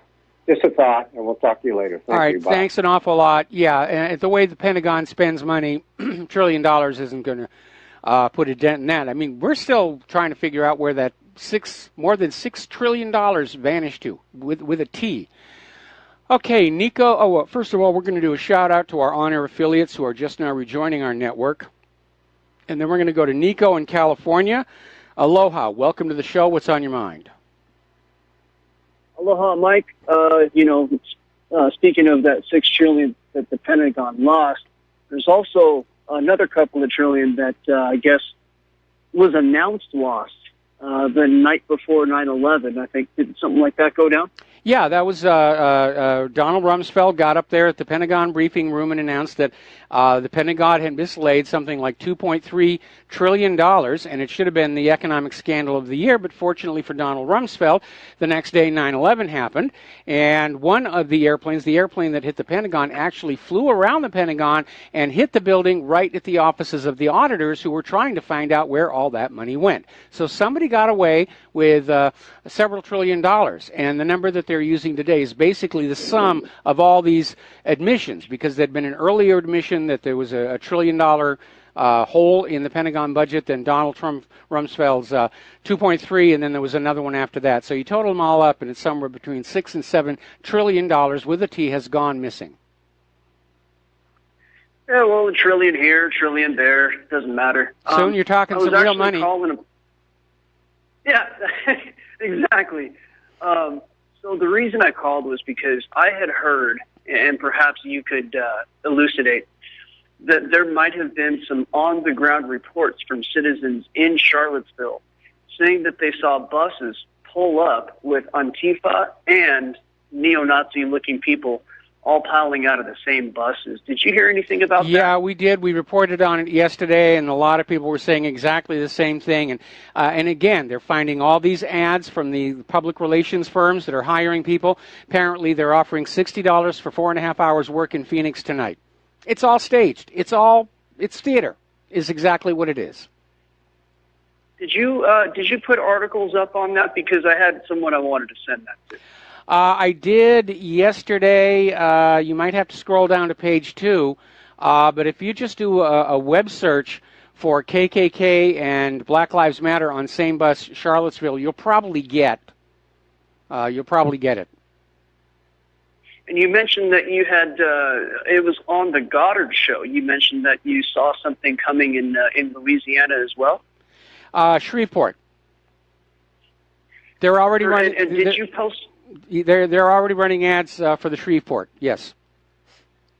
Is there any source on that too? I'm kind of wanting to spread some of that with source. Yeah, it was in the Craigslist for that part of the country. You go to Craigslist and you look under events and gigs, the places where actors go to get non-union extra jobs and things like that, and you'll find that kind of stuff. You go to work with a search engine, you'll find it, okay? Hey, mahalo, Mike. I wanted to call back later today. I had a environmental, quote-unquote, global warming question for you. Well, we're in our last hour, so why don't you ask it now, because we're trying to limit people to one call per day. I'll make this quick, Mike. A friend of mine's an oceanographer and swears that the damage to the reef's getting bleached out, has to do with the oceans warming up, and that's the only reason it can happen. Is there a reason besides global warming and theoretical volcanoes that the ocean waters could be warming? Obviously solar energy and the geothermal are going to be the primary controls of warming in the oceans, and we ran a story about 2 weeks ago where they've just discovered, previously unknown, a group of 91 volcanoes at the bottom of the Arctic ocean. We don't know how many of them are active, but in point of fact, the corals are being bleached by runoff from the shore. Fertilizers from commercial farming, toxic runoff from various factories. All of that stuff can kill the coral polyps, and of course the polyps are what give the coral their color. And so your friend out there, he may be a great oceanographer, but in point of fact, the corals are very sensitive to environmental pollutants. And that really is pretty much the cause of the bleaching. Because if you go places where there's a lot of pollutants, the coral is bleached on out. And if you go someplace where the pollution hasn't gotten there yet, the corals are gorgeous. And I can pick two examples right off the top of my head. Barbados, when I was down in Barbados, our little hotel was right on the edge of the beach, and the jet skiers were out there, and the ski boats, and everybody's got the, all the oil leaking out of their craft and everything, and the corals were basically dead. And then there was the other time when Claire and I did Fiji by tall ship, and we got away from the main island to the outer islands, and we went snorkeling there, and the water was clean, and the air was clean, and we were under sail, so we were not polluting ourselves, because we were under wind power, and the corals were just gorgeous. Just the most beautiful you could ever imagine. Perfect. Mike, mahalo. Thank you so much. All right, thanks an awful lot, and we're going to switch over to Antonio in Chicago. Aloha. Welcome to the show. What's on your mind? Hi, Mike. Hi. Just my topic is immigration. I'm the guy who called you about 3 weeks ago. I'm originally from Chile. I just want to let you know that even though I'm an immigrant, I am with you with this immigration in Europe and here in the USA. Here in Chicago, we see it all the time. It's completely out of control. And I remember when I first got to this country, I was 18 years old. And the first thing I did was join the military, join the Navy, because I'm sure you know Chile is a long country with a lot of ocean. So I love the ocean. So yes. I want to join the best Navy in the world. And I think I did the honorable thing. I got my honorable discharge. And I'm sick and tired of all these immigrants just think they come here and get all the benefits for free. It just doesn't work that way. But that's all I got, Mike. Okay, well, obviously this is being set up to lure people from one country to the other to basically blur us all together. And this all goes back to the New World Order, global government, and George Soros. And one of the reasons there is currently so much turmoil in Europe is because a lot of these migrants didn't qualify as refugees. They were lured to Europe with promises of free stuff, cars, jobs, all the rest of it. They get in there, and it's not what they were told, and so they start acting out, and that's what's leading to all this hostility and friction in the streets of Europe. But to people like Soros, he doesn't really care. He just has that dream of his at the end where all of the races of planet Earth are blended together in one common crowd with no clear sense of regional, cultural, ethnic identity, to make them easy to control. That's what Soros and his people are after. All right. Well, they're doing the same in Chile. Actually, it was we're like a 50 million country, and now we have like 3 or 4 million just in 2 years. And you're absolutely right. The culture is completely gone. We have all these people from different places saying they just don't want to be part of the country. They don't even want to speak Spanish. So yeah, I know exactly what Americans are feeling because it's going on in every place in the world that I know. Yes, it is. And, the problem is when you're playing with the entire planet and you make a miscalculation, you can cause some serious damage, whether it's the wrong side winning the world war, or instead of having a one-world government, you literally fragment the entire planet into regional warlords that just slaughter each other for generation after generation. Anyway, Antonio, thank you very much for the phone call. We're going to let you go. The phone lines are now open. And let's go on and talk about some of the cool things here in the world of computers. Apparently, Markforged has come out with 2 3D printers that can produce items as strong as steel. And they're not metal scintillants. And no, I don't know if this would also be usable for firearm. But apparently, they're creating objects, 3D printing objects that are infused with carbon fiber. And they're using a filament printing system, and they can produce items that are stronger than steel objects, like tools, wrenches, things like that. Now, the bad news is these are very expensive devices. I think the X3 is $30,000 and the X5 is $60,000. But 3D printing is getting to be really, really cool technology. And you just got to come up with something that you've got to make with it that you're going to be able to sell and, start a business with here. So we've got all these interesting technologies out there. We just have to move forward. I think the caller the other day really did hit it on the head. We have another lost generation because we have people who are sitting here realizing they do not see any possibility of a better future. They do not see any possibility that by working hard that their lives are going to get any better. We saw the same thing happen around World War I. With the Bohemians, World War II, the Beatniks, the lost generation after Vietnam. War will do that. You spend your entire life watching a civilization be built around you, and all of a sudden it gets blown apart because the world leaders can't settle their differences. You can develop an attitude of, why should I bother? I'm just going to coast along. Just going to have fun, coast along, because there's nothing I can do that will make the situation better. And that is a malaise that is probably one of the biggest threats to our country right now. But it's very, very hard to inspire young people to work for a better life when their own life experience is saying that somebody's going to take that away from you. The scammers will take it away from you. The bankers will take it away from you. The war will take it away from you. Anyway, as you know, social media, the big corporate social media, has started to get very big brotherish. And somebody was commenting the other day that you look at all these things like Google and Facebook, and they were all these small startups. These were the independent guys standing up in defiance of big corporate media, and now they're acting just like the big corporate media, engaged in filtering, censorship. And apparently Google, on the other hand, has responded to public pressure and restored the accounts of statistics professor Salil Mehta, who's an adjunct professor at Columbia in Georgetown, teaches probability and data science, and whose work has appeared on websites all over, had been banned on Friday by Google, with all of his accounts basically invisible and no longer accessible. And it wasn't really clear what Salil did to provoke Google.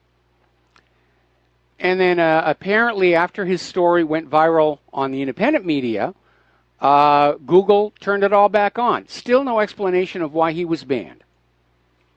but it is a large amount of power to have in the hands of private corporations who are basically have a grip on what has become an essential means of communication for the people of planet Earth. And I do think that they should be regulated as a utility for the benefit of the public. And that includes application of free speech rights under the First Amendment. We're going to take a break here for a couple of commercials, and we'll be right back.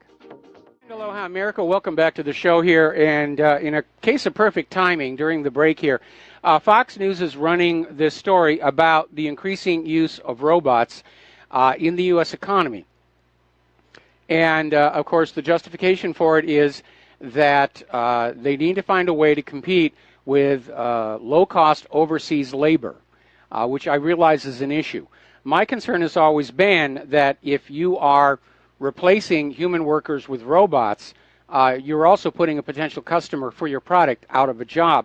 Well, apparently, according to this story, they're not just replacing people with robots. They're setting up manufacturing teams that consist of robots and humans. And between 2010 and 2016, 184,000 industrial robots were added to America's production line, and at the same time, to go with them, 800,000 manufacturing jobs. So that's actually a good way to be going, and it's a good way to have a partnership where you have people working with the robots as opposed to the robot-only factories. All right, let's grab ourselves a phone call. Ahmed in Turkey, aloha. Welcome to the show. What's on your mind? Hello, Mr. Rivero. Yes. I wanted to speak about President Trump. Did anybody think that when he was chosen, the ruling class would say, we got our men there, we got you, we are happy? All this shenanigan about that media doesn't like him, it's all game. I would like to make a prediction. Okay. Trump is going to be president for the second term as well. All the Trump lovers can enjoy themselves. But if it's possible, I would like to say in our famous comedian language, who President Trump is. President Trump is a agreement with small print. They throw it on the ground while the nation bent over to read it, what it is. They position themselves behind you, unzip their pants, and they do what they do best. Well, that's rather graphic, and I think it's also overly simplistic.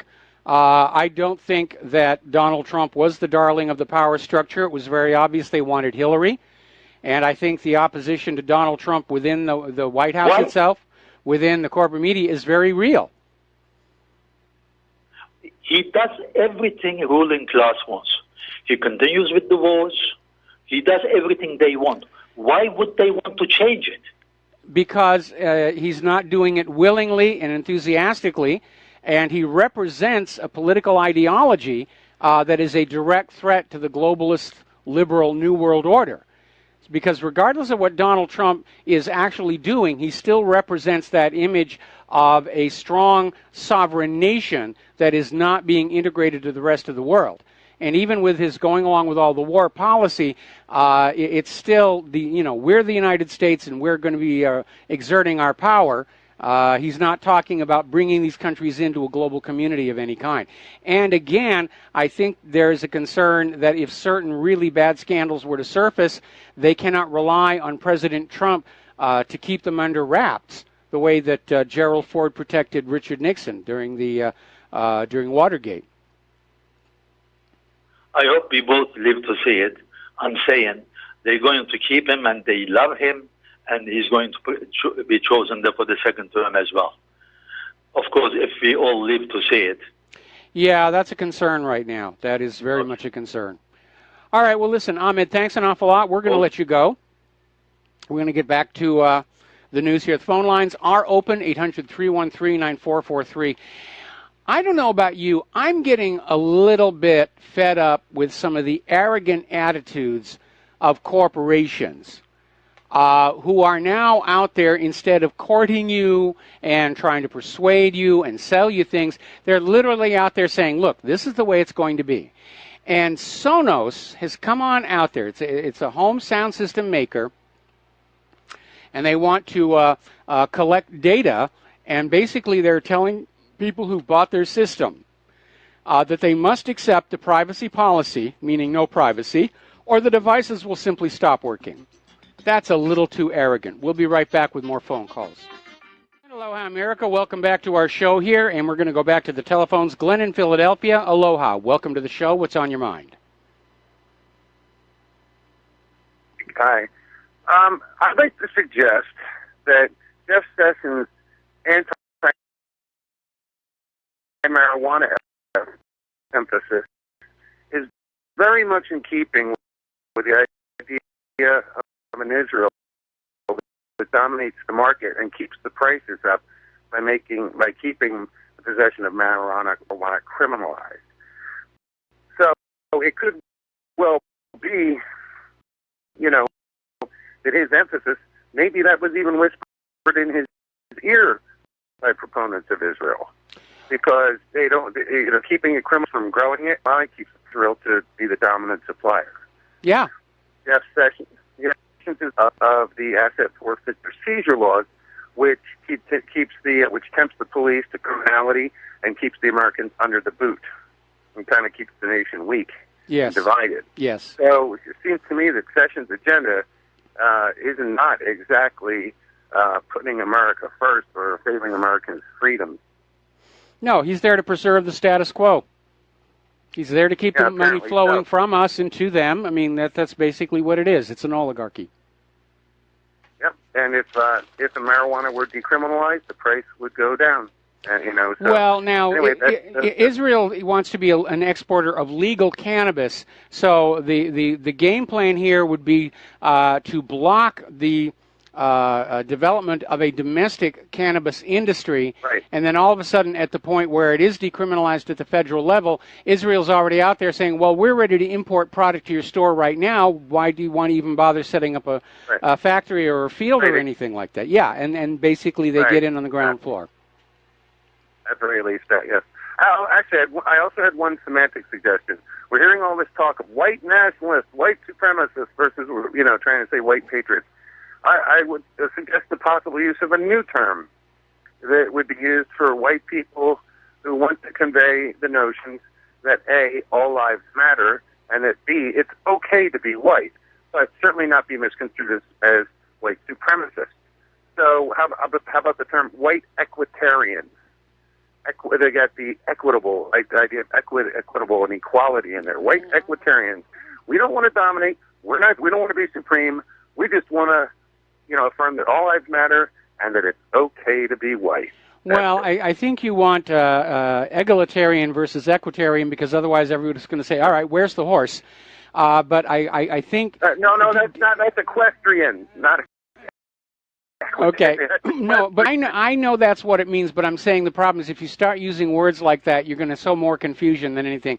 So I understand where you're going with that, and it's a good concept, but I think it needs to have language that is going to play to all levels of our society, to put it gently, and here I am showing my my cognitive privilege again, but I think the idea is sound, the wording needs some tinkering. Well, the problem with egalitarian is it means equal, and equal rights under the law, certainly. Yes. But we don't want to have anybody stretching it to the notion of financial equality, which will demand socialism. So, yeah, that's anyway. ultimately... all right, Mike. Okay, thank you very much. We're going to let you go. I'm sorry, I didn't mean to cut you off. Sorry. Okay. Take care. Bye-bye. Bye-bye. No, ultimately, all this demand for financial equality, that's exactly where it's going. It's socialist. It's communist. Doesn't matter what you do, doesn't matter what your education is, you're all going to be paid exactly the same to prove that you are all equal. And again, it's communism when you start talking about that. All righty, let's take another phone call. Steve in California, aloha. Welcome to the show. What's on your mind? Hey, Michael, I'm going back and forth with a friend of mine. He was ex-law enforcement. And he is suggesting, and whether he heard it from someplace in mainstream media or not, that it's possible that the Russians hacked the radar on this last ship collision, and that's why they had the accident. I have not heard that. Have you heard that? I've been hearing all kinds of excuses as to why this collision happened that try and take the blame away from the command crew. We heard exactly the same thing back when the USS Fitzgerald got hit by that Philippine cargo ship, and the official Navy investigation is now over, and apparently they found the command crew at fault and have relieved them of duty. And so everyone's talking about jamming the radar and doing this and doing that. And first of all, why would Russia do something like that and provoke the situation? Second, ships have lookouts on them. If you've ever been on one of those Arleigh Burke, they got these really fabulous binoculars up on the top. They're mounted on these swivel stands. They're gorgeous optics. And you can see a very long way with them. And they have night vision, and they have all these other sensor systems up there that are usually all operating, or should be all operating, when you are in a crowded shipping channel.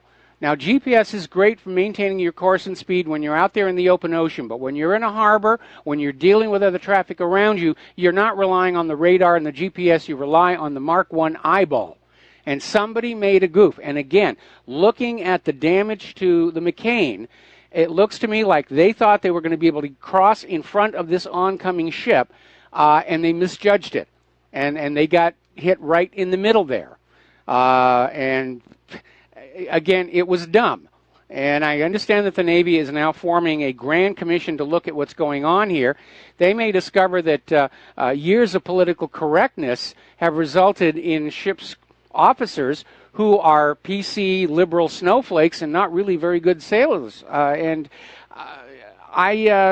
want to share an impression I got the last time I got to go out on an Arleigh Burke, and I'm not going to name the ship and I'm not going to name the crew because I don't want to defame them, but I remember seeing the captain and his officers, and they reminded me of branch managers of some franchise store. It was a long way away from Horatio Hornblower or anything like that. And I think the lack of merit-based promotion may be taking its toll because, again, I have family who are in the Navy, and they're always telling me stories about how promotions are being given on political grounds rather than on merit. Oh, we have to have somebody here who's this and that and the rest of it. There's obviously a problem with incompetence in the handling of these very expensive ocean platforms. We've had 4 of these accidents now in a little over a year, and there is a problem, and it's time you have to face up to it. It's not the Chinese, it's not the Russians, it's not the solar eclipse, it's not all that other stuff. These crews are just getting reckless with these ships, and they don't understand the international rules of right-of-way. Well, I agree with you 100%, Michael. That's actually what I said to him, and that the backup failed. The actual eyeball on the water watching with the goggles, with the binoculars failed. And no, this is not jamming radars, and Russia's not trying to escalate anything. They're trying to do just the opposite. They're not war hungry. But it would make a great excuse if you were to push for war. If the United States is pushing for war and they want to use an excuse and lie to us again as they have been in the past, well, this will make a great excuse, and they jammed our radars. Well, yeah, somebody's trying to save their career in the Navy, and it isn't going to work. And by the way, if you've ever actually been out there on the ocean in a traffic area, you will understand just how big and impossible to miss these super tankers and super cargo ships actually are. And at nighttime, they are brilliantly lit up. They want you to know they are there. They're not like a warship that's going to be sneaky and in the dark and everything. They want you to know that they are there. They got flashing lights all over them. They are impossible to miss. The crew. I agree. The I've crew, seen them come into San Francisco Bay. They are huge. They're lit up. You're right. Yeah, they are. That crew knew that ship was there. They were trying to cut in front of it to show how butch they were, and they miscalculated. And I would be interested to see if there are going to be other reports of near misses by U.S. warships that are messing around with the right-of-way. And I can understand from the captain's point of view, he doesn't want to cross behind the super tanker because that stern wake is really going to rock your ship around. Even something the size of an Arleigh Burke is going to get shaken up. But that's the way the rules are written. And again, it's the usual thing. Oh, we goofed up. We have to find somebody to blame. Yeah. Hey, Mike, one last quick question. Are these ships, these military ships, do they have some kind of video to, like the police officer, like a dash cam, but something on a ship to say, so if they tell us something, they can back it up with some video showing footage? They have that or not? I believe that the displays in combat have backup records being made all the time so that they can do a post-combat analysis. So I'm going to guess that, the radar tracks have been recorded. Whether there's a bridge camera or not, I don't really recall. I wasn't looking for one at the time. I was just out there having fun and listening to the sea life party on the sonar. That was my favorite part of the ship. So I don't really know, but I imagine a lot of the data coming in from the sensor platforms is being, in fact, recorded and logged. Hey, thank you, Michael. All right, thanks an awful lot. We're going to let you go. And again, if it makes the Navy look bad, you'll never see it. Now, a while back, there was this couple in Maryland who did something I thought was really disgusting. And they wanted to be YouTube stars, and they made this video playing this horribly cruel trick on their own children, and it went viral. And YouTube eventually took it down because viewers said this was abusive. They were abusing their children to get their time on YouTube. And apparently this Maryland couple are now in legal trouble, and they could face 10 years in prison, which means they're effectively going to lose their kids. Now, I know we all want to be stars, and we want to be famous, and we want our 15 minutes on YouTube and everything, but come on, people. Let's stick with the funny cat videos or something. Now, as I mentioned earlier in the show, we live in an age of scams. There are all kinds of scams going on, and there's a new one. Well, it's not a new one, but it's being resurgent. You'll get an email where somebody says, we're a law firm, we had a client with the same last name as you, they have died intestate, and you may be able to inherit part of their estate if we can verify your family lineage, blah, blah, blah. And it's an enticement to get you to come on in. They'll charge you money for whatever it is they're going to pretend to do, and then they'll come back and say, we're sorry, no, you don't qualify. But it's a scam. And there's all kinds of scams out there, and at this point, it almost seems like more than half the calls I get on my cell phone are a scam of some kind. And the government isn't interested in doing anything about it. I mean, they did take down one of the most abusive telemarketers out there. But the criminal scammers aren't even complying with the law or registering. They're using all kinds of cutouts. And it really is open season on the American people. So you got to be very, very, very, very careful. And speaking of scams, Nestle is now facing a class action lawsuit because apparently their brand Poland Spring Water, which is out of Maine, is actually just regular old tap water. Believe it or not, the FDA has a legal definition of what constitutes spring water, and Nestle's Poland Spring Water does not come up to that. And so this class action lawsuit is seeking millions of dollars in damages. And I imagine that the water is perfectly okay to drink, but at the same time, we know Nestle's attitude. They think you should not have a right to water, that water should be owned and commoditized and you should pay for it. And this is clearly deceptive, misleading advertising, because people like to buy the spring water because they think that it is less likely to be polluted than groundwater. And yes, the bottled water companies do send their water through filters before it puts in the little plastic bottle, but those filters are not all inclusive. People do like the spring water because it is safer and better for you. And Nestle got caught.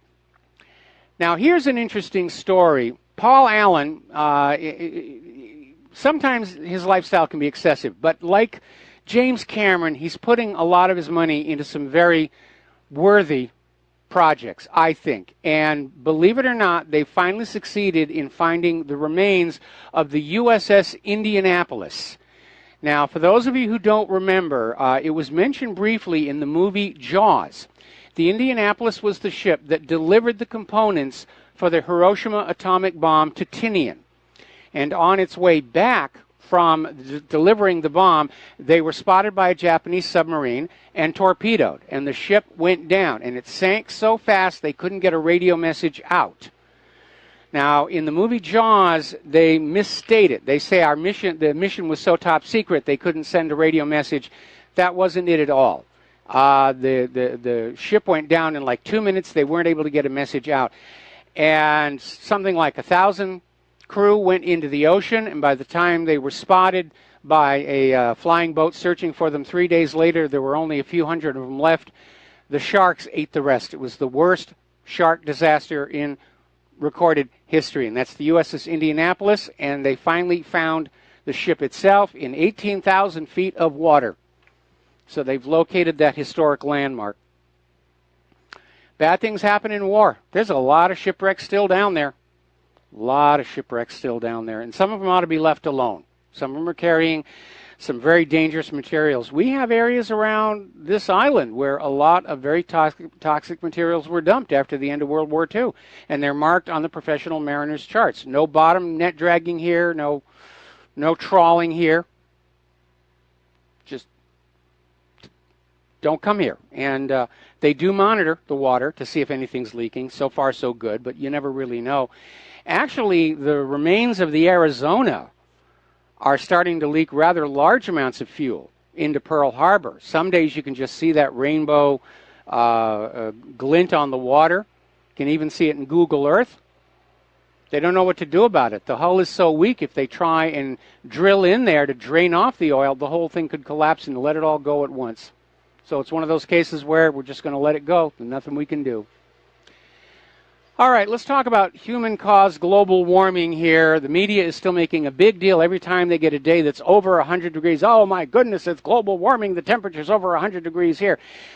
What they're not telling you is the number of times that they get these hot days in the Midwest is in decline. 100-degree days have become very, very rare in the Midwest, even as carbon dioxide continues to increase. We'll be back after these few. And aloha, welcome back to the show. We're talking about human-caused global warming. And let's see. They like to keep records of temperature data. And remember how NASA was saying that last year was the hottest year ever recorded? Well, okay.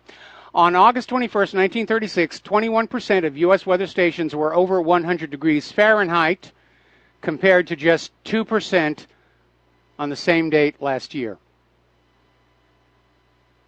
Yes, there are still days where the temperature is over 100. They're getting few and far between. Meanwhile, NASA has come out with a wonderful plan to head off the Yellowstone supervolcano eruption. And their idea is to literally drill down close to the magma chamber, a whole series of holes, and pump water down there to sort of like draw the heat out, to cool it off so it doesn't expand and explode. I would want to redo their calculations on that, because when you look at the heat density of magma versus the heat removing capability of water, it gets dicey. Basically, you could turn it into the world's largest geothermal power plant. And they tried to do that here on Hawaii, and that's actually what triggered the current Kilauea eruption. Very, very difficult to do. Can be done. Could be done. There's also the danger, if you start drilling down to that magma chamber, you could actually trigger an eruption. Supervolcanoes are not something that you should muck about with. In fact, there have been allegations that many years ago, the U.S. government tried to steer a volcanic eruption by blowing a hole in a side of a volcano facing away from civilization. And in the process of doing that, triggered an actual eruption. Okay, apparently the latest Bundy Ranch trial verdicts are in. Mostly are not guilty. And apparently John Stadmiller is going to be covering this in detail at the start of his show. So you're going to want to stay tuned for what's going on over there. Meanwhile, in Great Britain, now the liberal snowflakes want Nelson's column to be torn down. And Londoners are absolutely livid about that. And there was this interesting comment by one of the hosts reporting on the story saying, where do you stop with this desire to remold and reshape how we remember history based on your feelings? Because that is exactly what's going on. They want to remove the actual markers, the hard evidence of what history was, so they can come back and say, well, I feel that the history should have been this, and it should have been that. To rewrite history, to control the past in order to control the present. And it's a form of tyranny, plain and simple. That history does not belong to the power brokers. It belongs to all of us collectively because we and our ancestors lived it. We built it, we bled for it. We should not allow it to be tampered with or tinkered with by, as this broadcaster says, rewriting of history based on how you feel about it. All right, there's the music. Time for me to get on out of here. Again, a reminder, Stadmiller is going to have the latest on the Bundy Ranch trial verdicts. They're in, and looks like it may be good news for the most part. We'll be back tomorrow. Aloha, America.